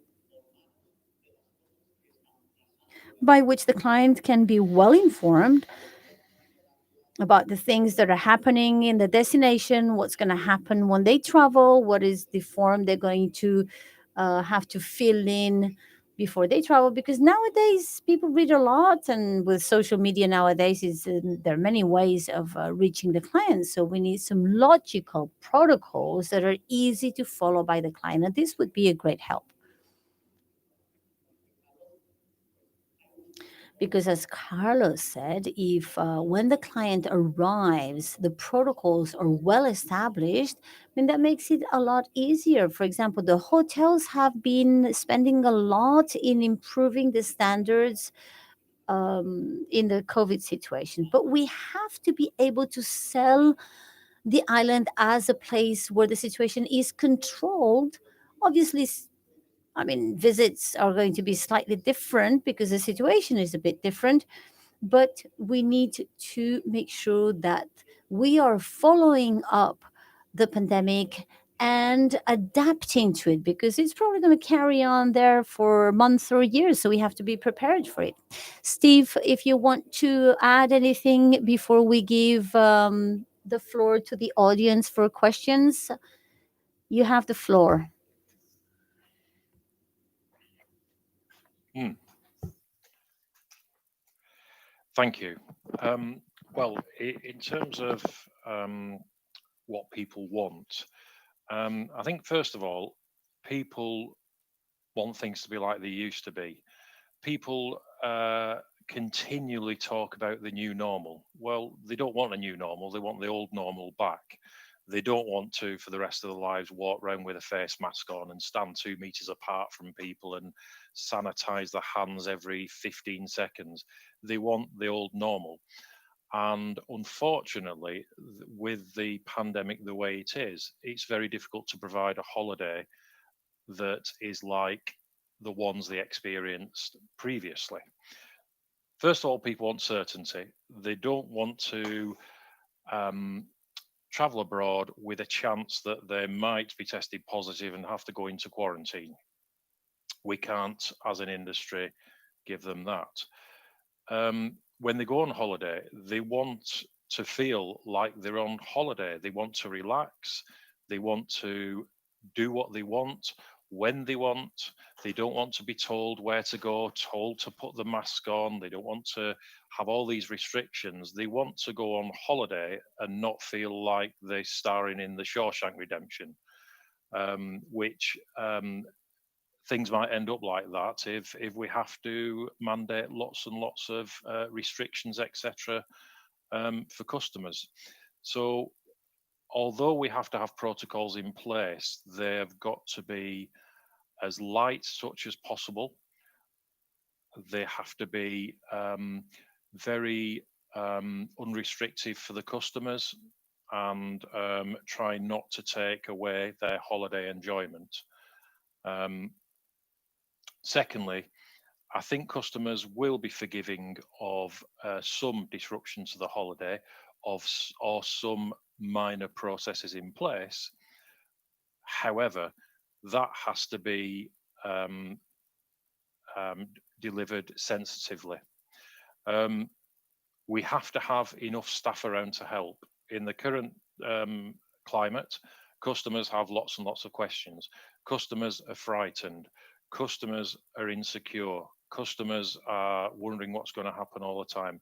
We need to have staff around. As I said, we have increased the number of staff we've got.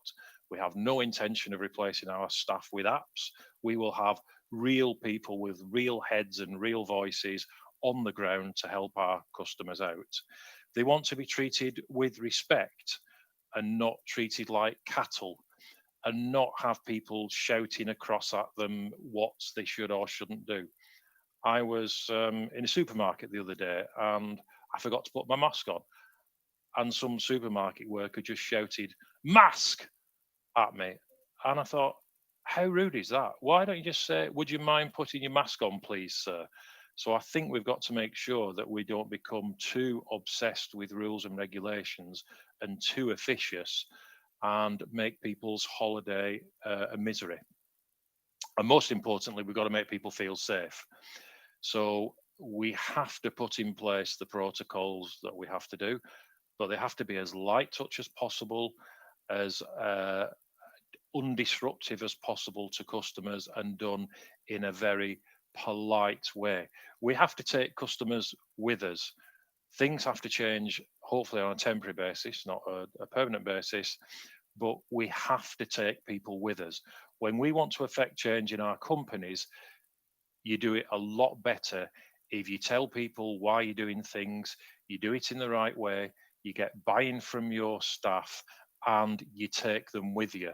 If you just say, "Right, guys, this is a new thing, get on with it," you won't get support from your staff. And it's exactly the same with customers. You have to take them with you. And I think in many cases, some businesses are not doing that. They are slavishly following rules and regulations, implementing them badly, and making customers' lives a misery. Thank you. Thank you very much, Steve. Thanks for that. And is there any questions from the audience at this point? We do have a question. Not much time for them, but we do have a question from the audience. So, good morning.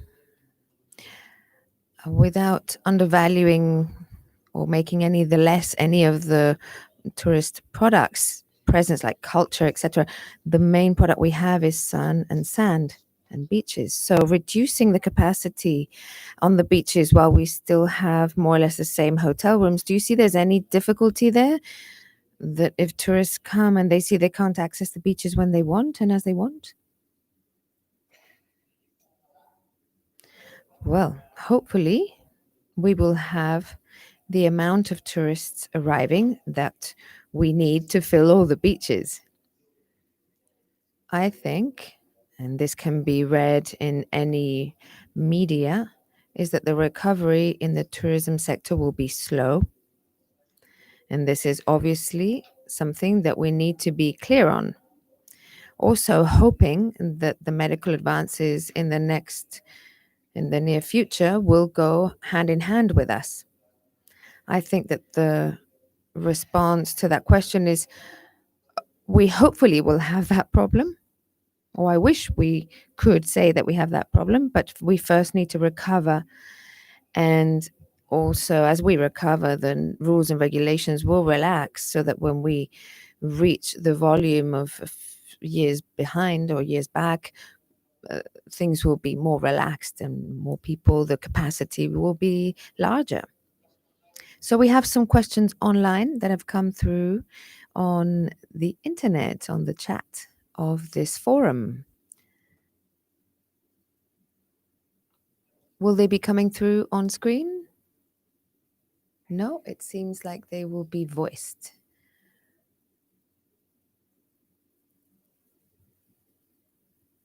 Okay, so we have a question from the room.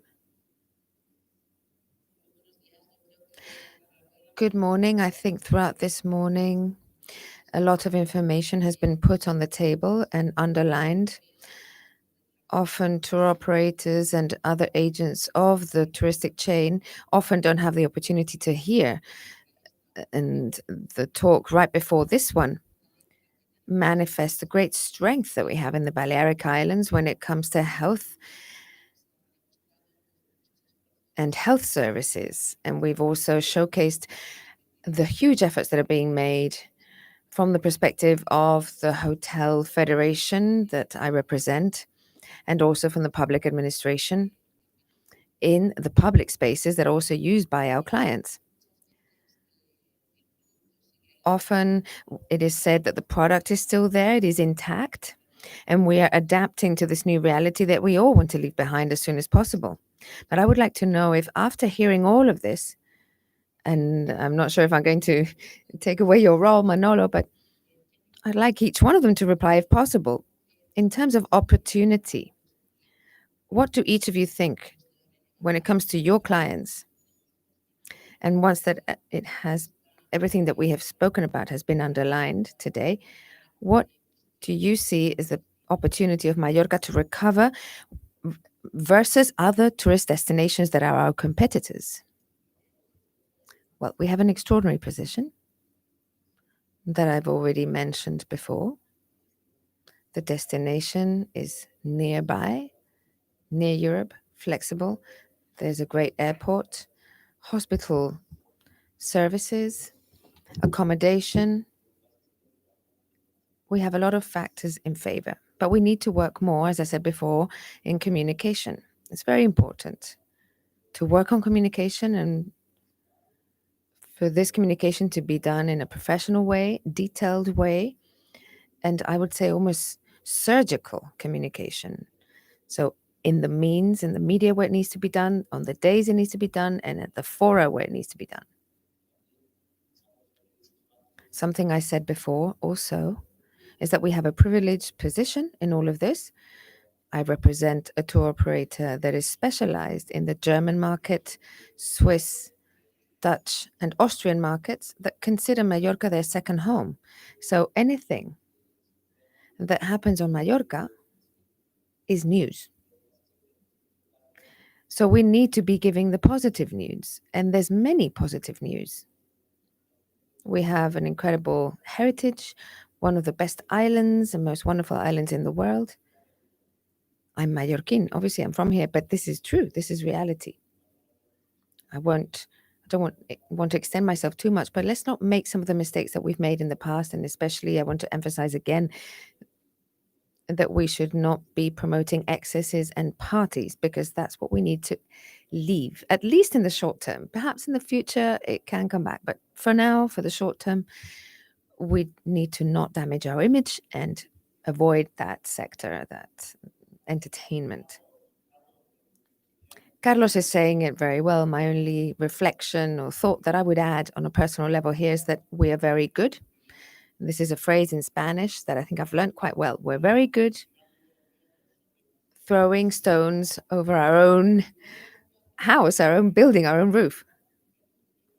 And we don't need to do that. Mallorca has everything. In all the talks that we've seen along this morning, we're talking about the private sector, the public sector, health sector.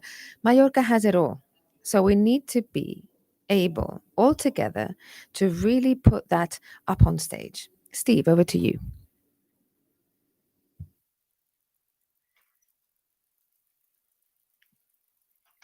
Um, I think Mallorca still has a bright future. It's got a few things going for it. First of all, it's an island, and our government recognises islands as regions now, and it does have an advantage over mainland destinations.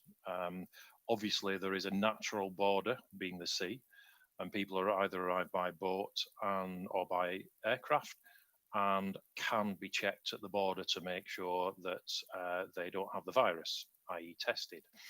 In a mainland destination, it's very hard to do that because people can arrive by road or rail, etc. So that gives Mallorca a huge advantage.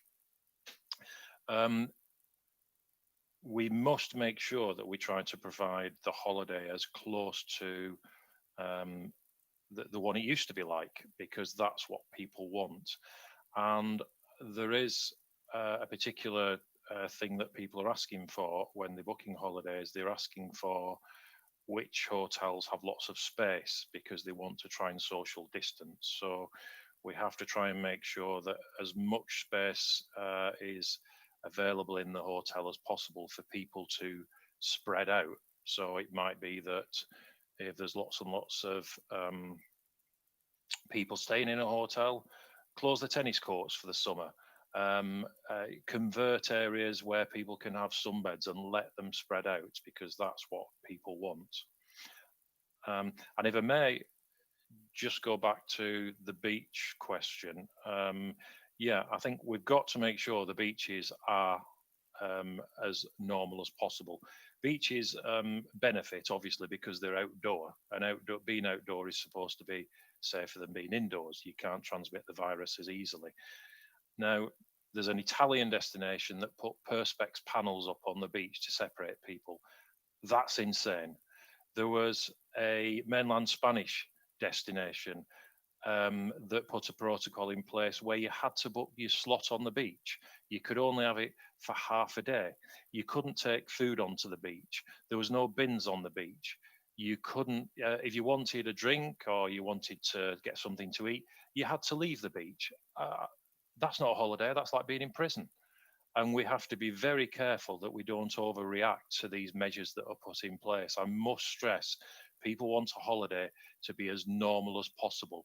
And when people, tourist boards, politicians, hoteliers, whoever, come up with rules, please, please test them with real people that go on real holidays, that live real lives, because they will tell you whether they think the rules and regulations are sensible, reasonable measures, or just insane ideas that will turn people off. Thank you. We're going to share now a few questions that are arriving through the chat and social network. We have a lot of people from all over the world asking questions. One is for Tui. What do we need to do in Baleares, in the Balearic Islands, for tourists to come back? What do we need to do to attract tourists back? I believe that everything we have spoken about this morning.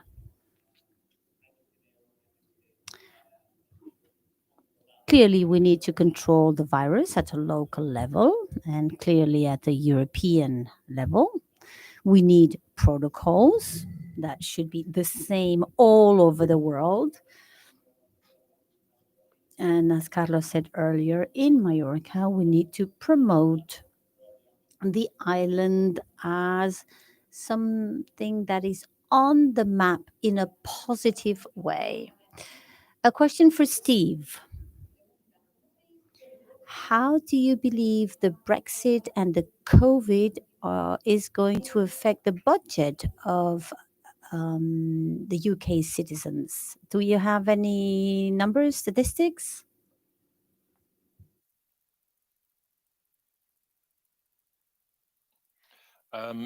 We don't, and this is a problem with the pandemic and the understandably absolute focus on the pandemic, but in many cases it's been at the expense of other things. And one of the issues that has not had much exposure in the UK is Brexit, because all people have talked about is COVID. It looks like relations are getting a little bit better between the UK government and the European government, and I hope that they can very much come to agreements on some of the points that are contentious. Personally, I don't think it's in the interest of either the EU or the British government to be too stubborn in these negotiations. We will be lucky, Brexit aside, to come out of the COVID pandemic with just a recession.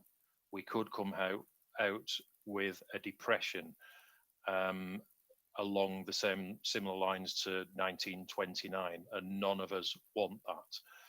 And a hard Brexit will not only be bad for the UK, it will be bad for Europe too. To answer your question in terms of budgets, Brexit may have an impact on people's budgets, but we can't really quantify that would be until the negotiations have finished and we know the impact of any rules that are put in place. Um, there have been various surveys that indicate even if it's not a hard Brexit, but let's call it a medium Brexit, the UK would still be in a reasonably strong position. The biggest threat that we face is continued lockdown for COVID. That, I think, is a bigger risk than anything that may come from Brexit. If we don't find a cure for 5 years, what are we going to do? Quarantine for 5 years? There certainly won't be any airlines and tour operators around. There'll be no businesses open. You want to get a sandwich? Oh, sorry, all the shops have closed. We have to make sure that governments take a measured approach to combating COVID. There is only so long we can carry on like we are, and then economies will collapse. People will starve, people will be homeless, and the consequences of a continued very severe reaction will be catastrophic, and it'll make Brexit look like nothing. So I think the whole of Europe will be constrained for money next year. I think every budget will be tight. But I think a much bigger risk than Brexit is a continued severe lockdown owing to COVID. I hope that answers your question. Thank you very much for that, Steve. Thank you. We have another question for you. The Guardian newspaper is asking, saying 10% of the population, the British population, could be tested each week. Is this a measure that could improve British tourism towards Spain?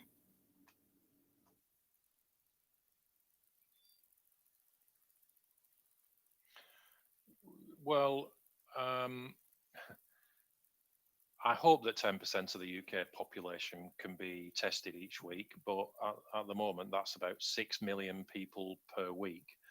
And as far as I'm aware, we've struggled getting anywhere near those numbers. I think it's probably closer to 6 people per week. Um, but yes, testing would help massively, but we have to have regular testing. I'm uh, I'm at home at the moment, quarantining because a member of my family has been diagnosed with COVID. I was tested 2 days ago, and I don't have it. But 10 minutes after testing, I could have caught it. So the test was valid until I got home again. So the trick is to test people regularly until we find a vaccine or until things improve. People will need testing regularly because you're only as good as your last test, and it just tells you at a point in time whether the virus is detectable. You may have the virus in its very very early days, and it may be undetectable. But testing isn't a panacea. There are many false positives from testing, and there are many false negatives from testing, which means that the results aren't 100% accurate anyway. But I would agree with the question posed by The Guardian that testing is certainly a step in the right direction.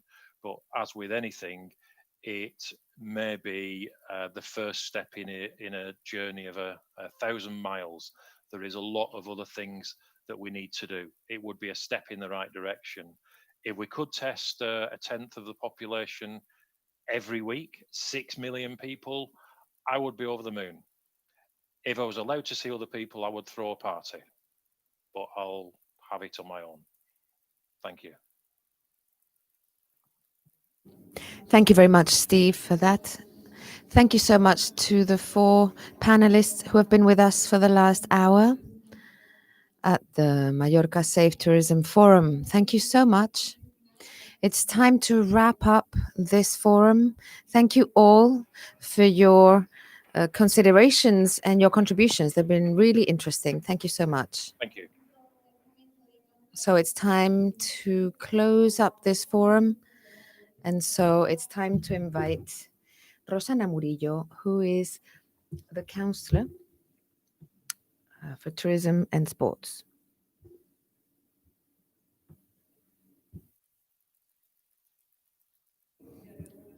So good afternoon. I'm saying good afternoon because we started in the morning and now it's close to lunchtime. So thank you to the Council of Mallorca for inviting me to close this act, and to the team who has worked so hard to organize this wonderful forum. So really an applause to the whole team because I really enjoyed it. Thank you so much. It was very interesting. I think that all of the steps that have been taken by the government, the Balearic government, have been focused on recovering the economy and the tourist activity from a perspective of safety always, both for residents and for people who visit us. One of those steps, as you know, has been to be part of this working group that we have made up with the Canary Islands government and 3 ministries from the central government to establish the conditions, to establish these safe pathways or corridors between territories that have a low incidence of COVID. And I'd like to pause there and share with you all something that we have seen today, which is that the best tourist policy we can put in place in the short term is to control the numbers, the figures of the virus in our region. From here, we can start everything else. We can improve our communication, which is so important, and surely we will be able to do it much better than we have done. To communicate in the positive, when there are things to value and to emphasize and to communicate how well our health system has worked. For example, in the short time that we have had and in this short season, to really emphasize the effort of the private sector, the Hotel Federation, and all of the other sectors who are part of that value chain of the industry of tourism, in order to adapt and put into place the protocols that from the administrations we have been developing together with them. We've seen that this morning with Meliá and Garden Hotels, 2 good examples of how things work when there is cooperation and this joint effort.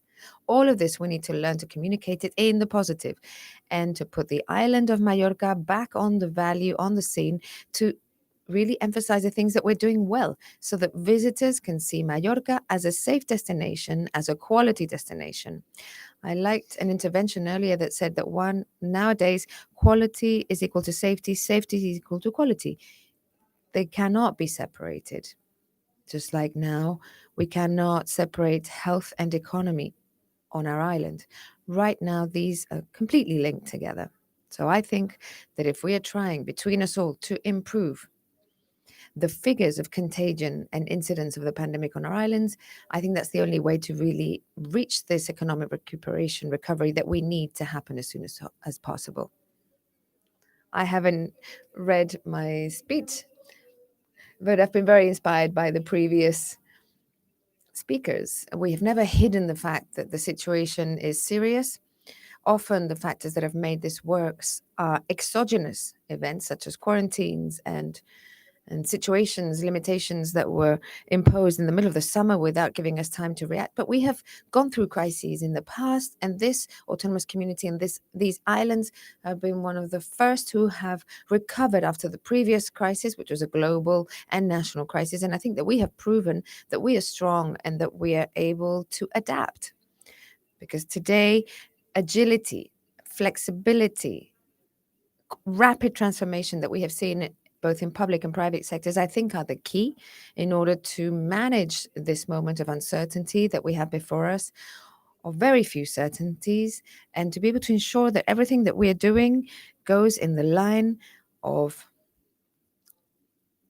us being able to control the figures in our region, and with all the security protocols in place, we'll be once again ready to receive our visitors. Because as we've said, Mallorca is very well positioned and is a brand that is very strong. As John Ruski was saying, one of the masters of British prose, is that quality is never an accident. It is always the result of an intelligent effort. And I want to thank everyone who's here and who's not here for the effort that has been carried out, the private and the public sector of this regional community, to say that the government continues to work with the conselhos of the different islands and all the different councils and the private sector in order to be able to differentiate Mallorca as a high quality and beautiful destination that it is. Thank you very much to everyone. So at this point, we also invite, thank you very much, the councillor, Andreu Serra, the tourism councillor for the island. Half a minute, because I think we've had more than enough time to share and listen, co-participate. Some of us see each other, others have seen us through the screens and through social networks. And this is a channel that we will continue to use, because I think this is a channel that has come to stay, because it allows us to project ourselves so much more with social networks and technology. I've only come up to stage to say to everyone, please remember this hashtag, Mallorca Turismo Seguro, Mallorca Safe Tourism. This is our emblem and one of the flags that will help us through this journey. As you've seen, I've shared the whole morning with you, with Rosana, who also, we've been sharing our work. And I'm so grateful she's been here as well all morning to listen and to share this work. And this will be our flag, our emblem, and our work to be able to transmit this message and for it to reach every corner of the world. Mallorca Safe Tourism. And the only way to do it is that this pandemic has really helped us give us that last push, is to do it together, hand in hand. And we have been able to each tell our story here today, but also complement each other. That value chain, when we talk about the tourist value chain, we talk about a chain, and chains are made of links. And each of those links, if it breaks, it will break the whole chain. So that whole chain of value of the economic sector that tourism is needs to be more connected than ever. And from the Conseil, from the Council, we will do everything we can to project that out to the world, but we will do it hand in hand with private initiative that some people don't believe in, but that we experience. I also want to mention the scientific committee that has been working with us, who've been working with us in order to help us develop and design the program that we needed to carry out. We're going to continue to work together with the Balearic government, with whom we work very much together, with the councils and all of the companies. Thank you to everyone for being here. Thank you for following us on the different social networks, and off we go. Thank you very much. And with that, we finalize this forum of safe tourism in Mallorca. And we believe that Mallorca offers a safe, responsible, sustainable tourism, and that can last and go a long time. Thank you to everyone who's here, and over 300 people that followed us through streaming from around the world. We must remind you also that you can see the talks again, the presentations, the success cases on our website, mallorcaturismoseguro.com. Thank you, everyone, and see you next time.